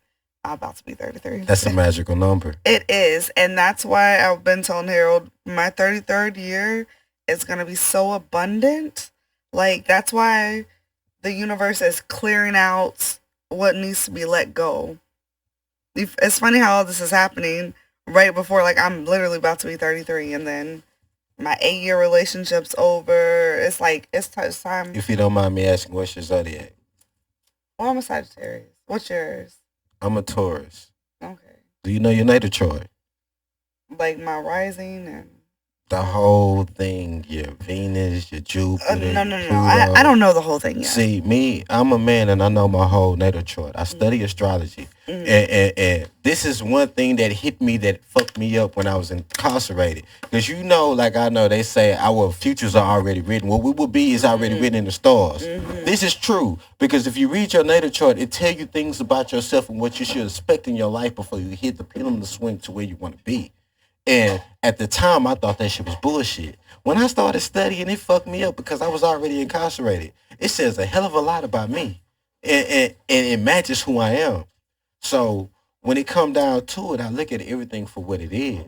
Somebody actually gave us a comment. Here, add me. Who gave a comment? If I'm looking at this profile picture correctly, yeah, Give me a second. it's Xavier. You know this person.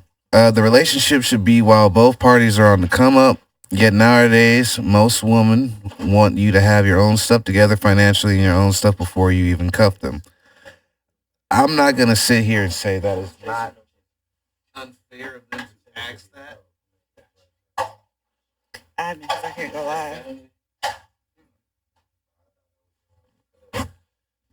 live. Here's my comment on that because I know this is going to unfortunately make it seem like relationships have become transactional because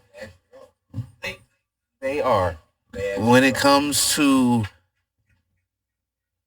is that my phone? Yeah, that's because we're too close. Shit, I'll turn it off. Sorry. Fanta. You're thinking too. Whiskey Fanta. Okay.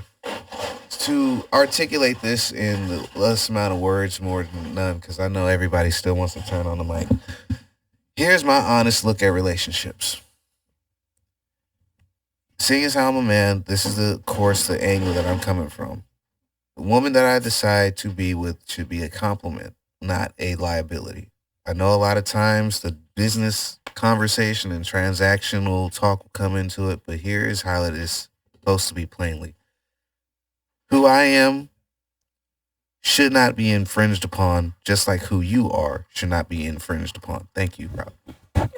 The reason it shouldn't be infringed upon is because both you and I have worked on each other or have been through life long enough to where we have come to this conclusion. Now, if I decide to deal with somebody and they're at a place where they are still wounded,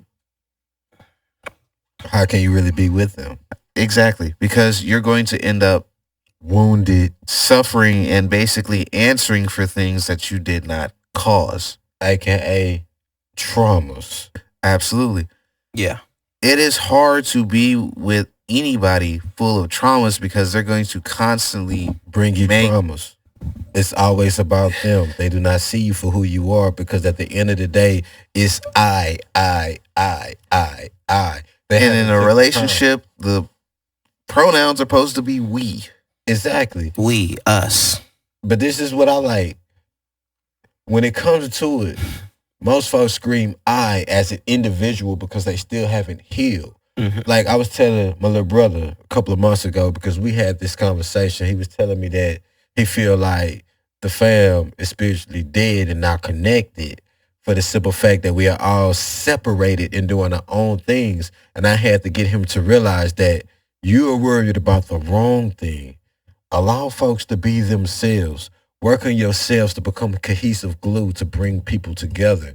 But at the same time, you only do that for your bloodline if you truly love them. And by you being yourself and actually acting out who you truly are, it should make them do the same out of the love and respect they have for you. I know you weren't there, but I basically felt it and witnessed it. When grandmother passed, that was our glue. The moment she passed, everybody went in their own separate direction. I know I was incarcerated when that happened, but my great-grandmother on my mother's side passed back in 2005, 2006. I was in high school. Now, she had 8 children. Each of her children had at least 3 kids apiece. Now, after she passed away, my cousins, I don't see all of them like that.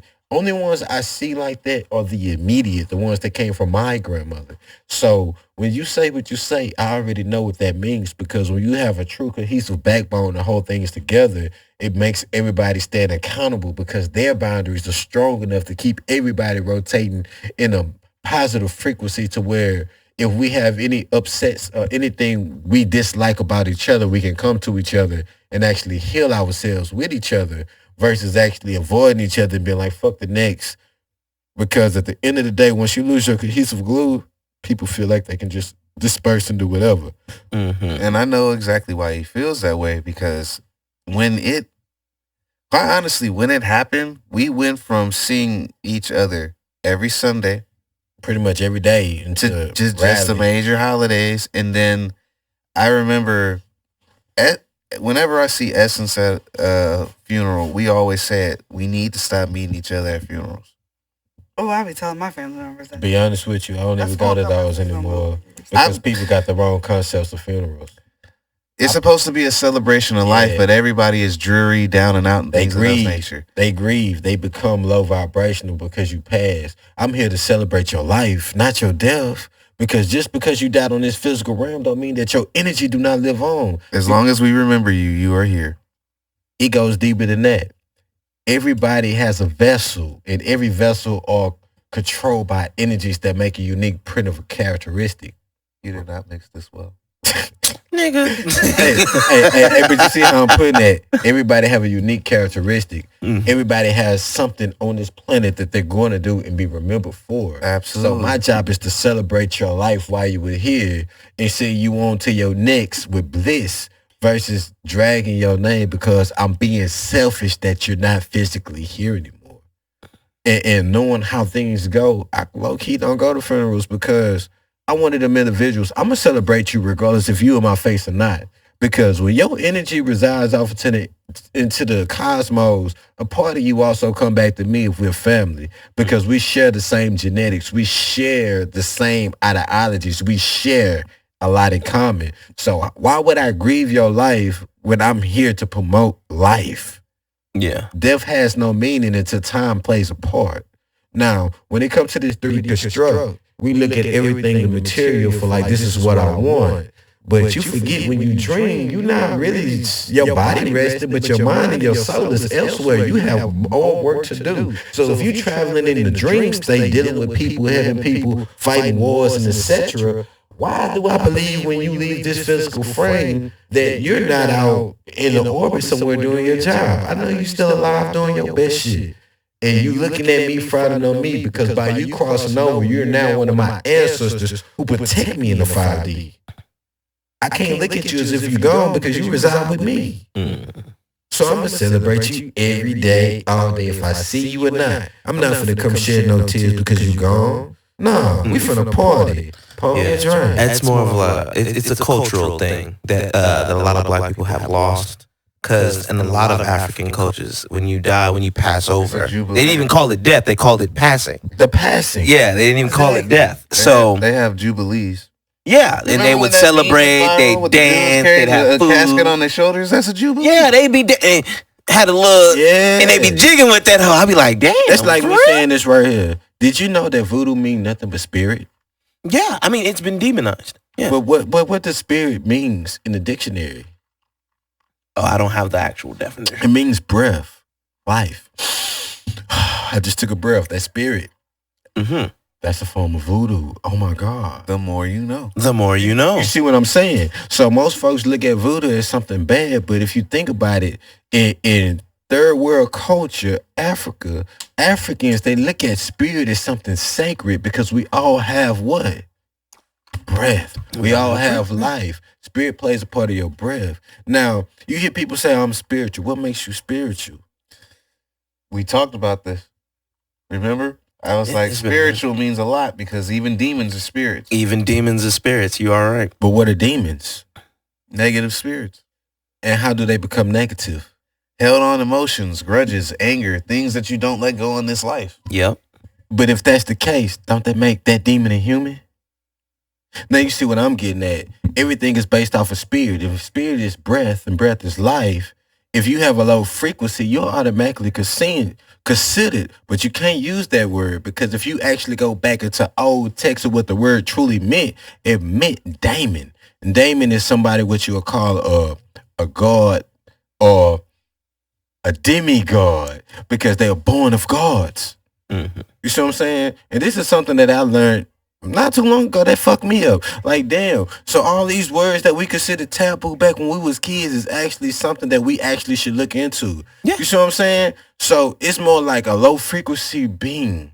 Like somebody's so caught up in their shadow that they don't recognize when they're being low vibrational because they so used to being vibrational that when it comes to it, they're going to give you low vibrational shit. So, do you believe that us as Black people, we need to start hiring, that's terrible, but hiring our vibration? Yes, we should raise our vibration. Raise our vibration. But I it was gonna starts say, with higher your vibration. What are we talking? The Hey, yak. okay, It's the yes. yak. It's the yak. it starts with acknowledgement. You have to acknowledge when you're wrong. You actually have to acknowledge when you're not actually living up to your true destiny, your true meaning. Because we all have roles and positions. You have to find your position by knowing yourself.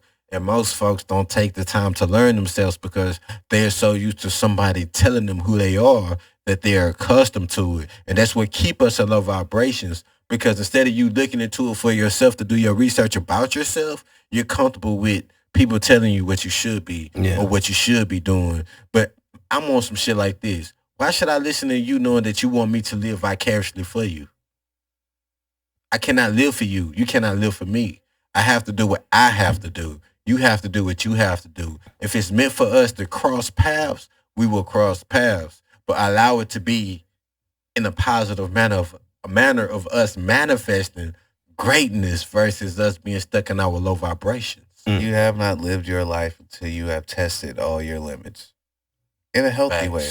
In a healthy way. Because I have to. In a healthy way. It's a thin line. They go both ways. They go both ways. Because we know many of associates from our TSU days who tested their limits and ended in some In some situations. And we know some associates who tested their limits in a positive way and found themselves on the right side of things. Yeah. And it's like, but that's kind of what I'm trying to get at. So where do we, like I said earlier, it starts with the individual, it starts with the group, it starts with a certain path, a silver lining, or what? It's out there. It's out there. It's right there on the left side of the vending machine. To answer you very shortly, everyone is obsessed with figuring out who they are as an individual, but it's a disservice to yourself to forget your identity within the group. Yeah. Because a lot of times that's where you find purpose. Not everybody's meant to be a rock star. Not everybody's meant to be in the spotlight. Not everybody is meant to just be this all-encompassing figure that people are obsessed with. And I feel a lot of times, and I hate to even say I feel this way because I know it, I see it. A lot of times people want to be in those positions because they feel they aren't loved in their own personal lives. So instead of taking the risk of being loved by somebody who is actually physically not showing it to you, you would rather be loved by strangers in a very shallow way. Yeah. Because just an outside, not because an inside. that's really what it is. When you are a fan of somebody's work or whatever they do to be known, it's not really necessarily genuine. We can use Korn, for example. Those women are loved by a certain type of man, but it's not real love. Yeah, it's a sexual desire. It's lust. It's I see you getting your back blown out, or I see you getting nutted on, or whatever the case may be, and that excites me in that realm, and only in that realm. And I use that extreme example because on the, I guess you could say from female to male direction, you have a lot of men who are killing themselves in the gym. And I'm not going to sit here and say, oh, you shouldn't go. No, go. Get fit. Get fit. Figure out how much you Health can is wealth. press, all those things. Health is absolute wealth. But you have men killing themselves in the gym just to post up a picture so they could go ahead and be seen on the Explore page. So women could come for them. Yeah. A lot of us are looking for love, but we are looking for it in the shallowest of waters instead of what it actually is. Being understood by somebody you appreciate. Now, I understand the outside package because I ended up sending you a video and Darius that I wanted to discuss more in depth, but I believe we're in our last 10 minutes. Oh, no. Whenever it comes to people searching for a mate or a spouse, we get so caught up on the outside appearance instead of what they are or who they are as a person. Yes. Just Precisely. to snitch on myself, there's a young lady who I'm marching band with who I've recently been talking to. I have high hopes for our first little date or whatever, only for the simple fact she clicks off on a lot of those switches that a lot of other women don't, for the simple fact it's like, oh, you're like a compliment. You're like a glove in a hand. Yeah. with me. Type of deal. Yeah. So I don't find myself nervous, but I find myself more along the lines of I'm going to tread lightly so I don't just overexcite myself. Yeah, and fuck it up. You know what I'm saying? Of course. Being cautious. Absolutely. More cautious. Because by me knowing that you also are irritated by people, I don't want to find myself in the hole of, oh yeah, I only deal with you when I'm happy, instead of I'm dealing with you because like I resonate with you. Yeah. You, like you said, compliment. You compliment me. So I'm going to compliment you. So to flip that card over into your question of what do we do as an individual, community, all those things, Mm-hmm. you have to find kindred spirits and you have to find permanent interests in order for people to move forward. So like my AKA your soul family. There you your go. soul family, Because like-minded individuals. It's going to take generations to fix what it took generations to break. And that's the thing, like, I'm okay with that. I'm okay with me, you know, if it doesn't happen in my lifetime, but as long as I got the ball rolling, I'm okay with that. Like I told I'm you good with that. before, it starts with you. Start with you. You have to switch the way you view the universe in order to change your mindset. It always starts with you. Each one teach one. If I want to make sure that I'm leaving my imprint to somebody, they're going to find themselves worthy of the information because they will prove themselves worthy of the information. When a student is ready, the teacher shall present himself. Vice versa. Yeah. You can never say you truly learned something until you're able to regurgitate it, until you're able to teach somebody the same things that you learn. Mm-hmm. And it's like, I have, this is just a perso. Like, I just wish we could have done this already. You know what I'm saying? And I understand, like we talked on earlier, there's certain factors that have kept us as a people, as an individual, as a collective from doing certain things. But it's just like, fuck, like, we shouldn't have to keep having these conversations, if that makes sense. We shouldn't have to keep doing this. I believe I get it, but like, we need to get this ball rolling. But you also We gotta get this ball rolling, y'all. But you know, repetition creates the practice of mastering. Yes. You have to do things over and over and over in order to master. Because everything that I've experienced in my life, I had to bump my heads a couple of times before I mastered the task. I believe in it. order to actually speak the way that I do. Because I have always written poetry. I have always written music. I have always been a beat maker. I have always done these things. But my cousin can tell you this because I wasn't the individual to share, because I kept that shit close to my chest because it brought me personal gratification due to the fact that I pretty much played on the fact that most people looked at me as a misunderstood individual, because when they see me, the first things they'll say is, oh, that nigga crazy. Oh, I don't trust that guy. That dude got screws loose. Not because I was a bad person, but because the way I vibrated and the things that had happened to me in my upcoming, in my upbringing, people will look and they'll be like, oh no, that's not the way I want to go.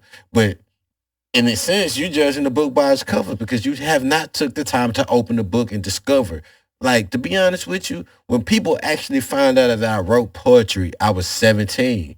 I've been writing poetry since the age of 10, really 9.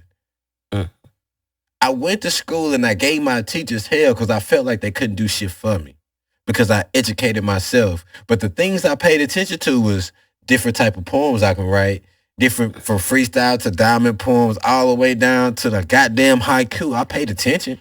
You can't tell me I missed that. Nah, I made sure I had them notes. I made sure I knew how to do that. So when it came down to displaying my personal passions, I knew about how to do that. But at the same time, if you just look at me and you're intimidated by me, by the things that I've been through in my personal resting face, you'll never know nothing about me because you're judging me before you actually take the time to get to know me. So we need to start learning each other more.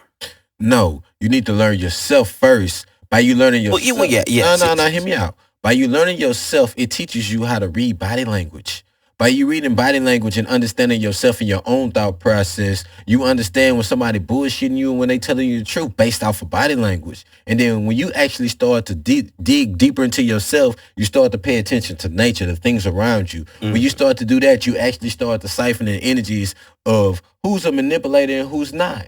And as you go deeper into that, you know who's for you and who's not for you. So you know how to move in society in order to bring light to somebody else. Because in order to find light, you must go into your own darkness and do your own dark night of the soul before you can illuminate and elucidate the truth to the masses.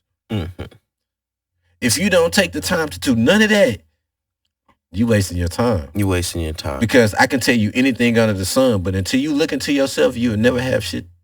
You would never be shit. You would never be able to grasp yourself in a sense to where you can actually go out and teach any and everybody truth without actually having to pull out a book. You can show through your actions. Because most folks look for you to actually pull some proof out by opening up a Bible, Quran, or Torah, or Buddhism books, or Confucianism books. They want you to show from where you study. But what they fail to realize, everything you do in life is a study, from the birds chirping to the goddamn geckos crawling. Yeah. Everything is a life lesson.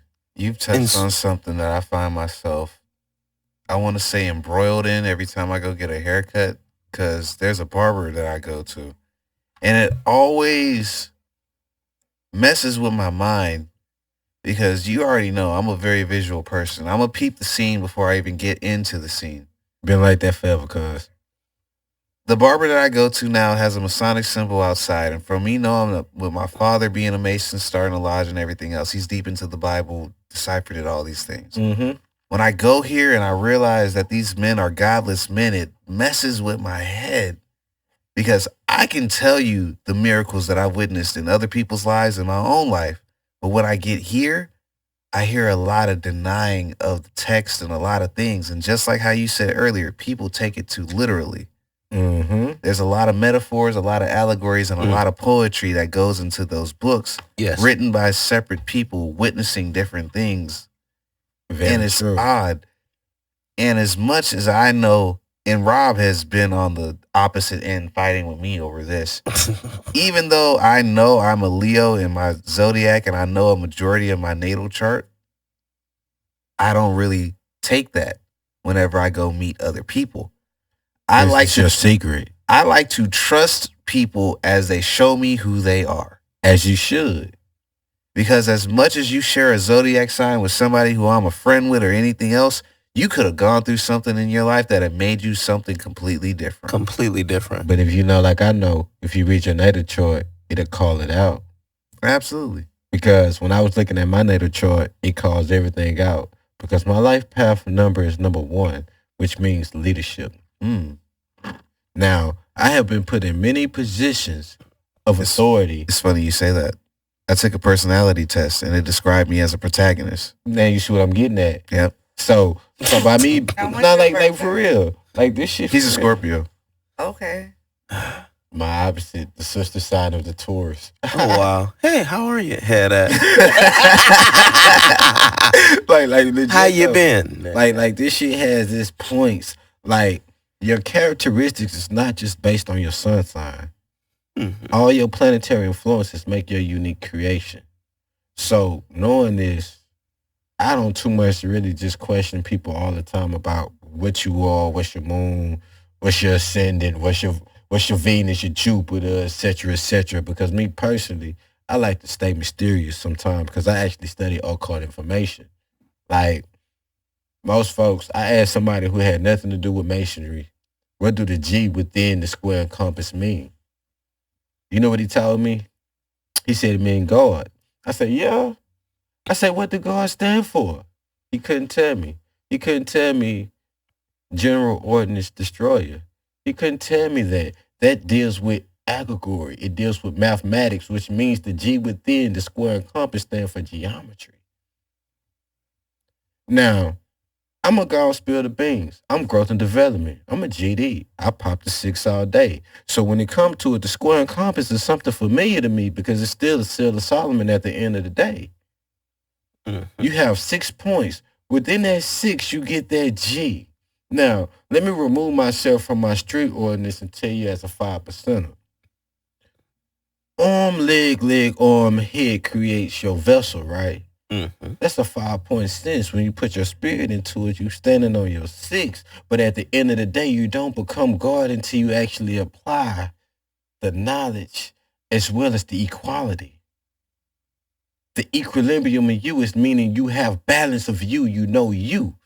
Now you see how I'm just using numbers to play with this shit.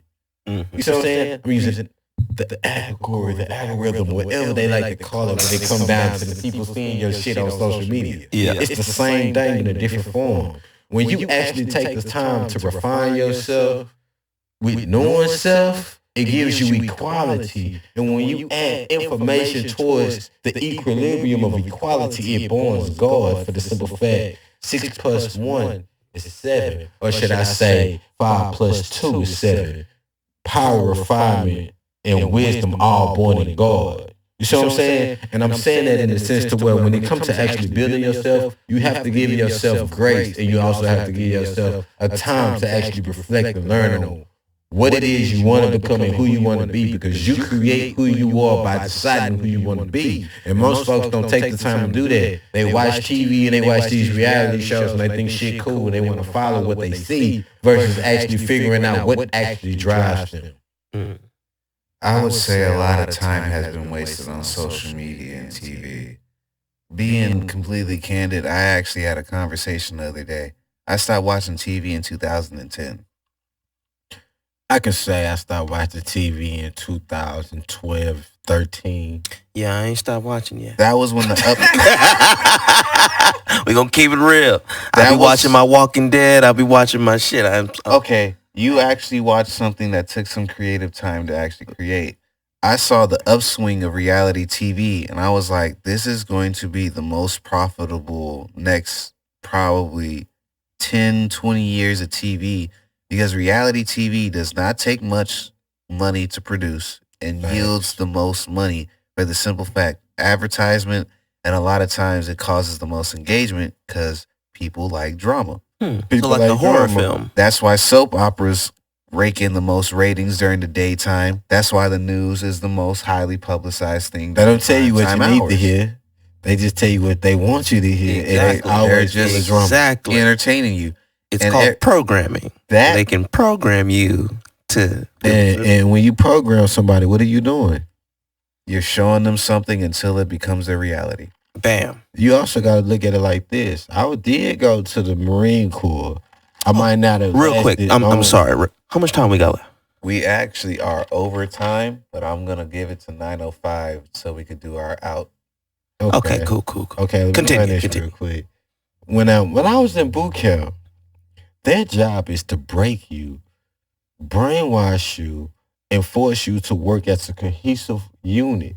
Their job is to make comrades out of the people within the platoon, to make it a stronger one unit, one-man band type thing in order for you to progress. I got dropped in the process, but the thing that got me was I stayed in trouble. I was the one that stayed on the quarterdeck. When I opened my mouth and spoke my mind, my opinion, they always said that I was, belligerent? and when they used to say these words to me, it used to piss me off. Like, how the fuck do you think I'm belligerent? I'm actually kicking you game. I speak with my hands. I do a lot of this. So they was like, so what, you're a rapper? I actually do rap. What you expect me to say? No, I don't freestyle. I don't do none of that. That is a pastime for me. I would get on the microphone and go stupid dumb just because I can. and also teach somebody. But if you want me to get into the rhythm of being one that can actually slay something on the metaphysical and in the reality of, nigga, I'm about this shit, I can show you. You know what I'm saying? Yeah. And in that sense, they used to hate me for that. And then knowing I had caught the case before I left, they used to tell me all kind of shit. If you don't change your ways, you're going to prison. And I used to be looking at them like, man, I'm busting my ass to be the guy. What the fuck? I ain't did nothing but what you told me to do. What the fuck? And then next thing you know, I'm being dropped behind my case. So you telling me I went through all these background checks. I went by like 5. 2 local, 2 international, 1 with the FBI and CIA. You know what I'm saying? And you just now saying I got a case in Pearland. I got 5 months left before I'm an official Marine. Now you want to drive me? If that was the case, you should have kicked me out when I got here. Exactly. You let me go through and learn your system to go to prison to realize it is a parallel universe. The only difference is I get paid to be property, your go boy, your yes man, aye sir. But you get paid off me to sit here and collect as a slave, going out here, 4-stepping, you know, in the whole squad with the, you know what I'm saying? All this shit cooking in the kitchen to make sure the inmates eat. You get paid off me holding the bed, and then by me having an aggravated case and my father having an aggravated case, you get 10 bands a day off of me, and I don't get none of that money. A day. That shit fucks with your equilibrium when you sitting in there. Like, it forces you to be angry. But I had to actually reason with myself, why am I angry? I'm angry because you're making all this money off of me. There's nothing I can do about it because I signed for this. Then on top of that, I have people in here who's genuinely going through the same stress that I am, but on deeper levels because they have kids. Yeah. And they missing their children every day. And you wonder why we be in this whole fighting each other. Because we irritated, but I had to come to the understanding that how can I take my anger and my wrath out on the next man when it has nothing to do with him?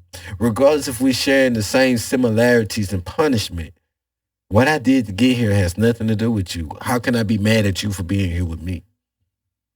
So when it came to the point to when me actually started to articulate thoughts like this, I actually started to change my mindset. So when I came home, I don't wreak havoc on anybody and everybody based off of what I've been through and what makes me me. I had to literally learn to let bygones be bygones. And out of maturity, I would happily teach anybody who wants to know, but at a price, because my time is no longer free. Okay, so in closing, because let's bring it all back. Because we went here, we went there, we went there. We gonna bounce around. We bounced around. We had a meeting of the minds tonight.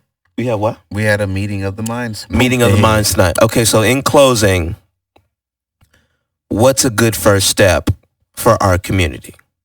Acknowledgement. It's a closed division. Closed division.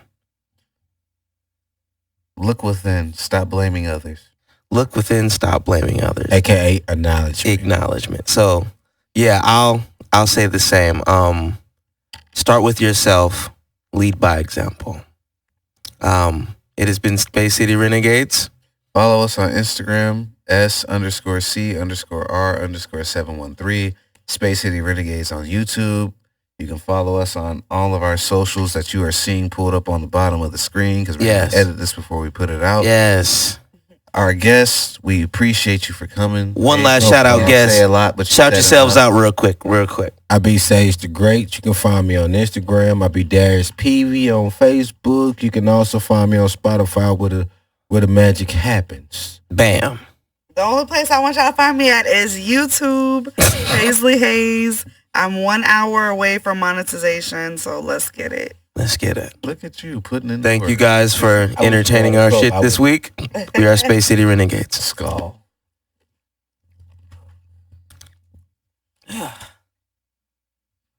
Yeah, you can go. Leave the door open so I can see you.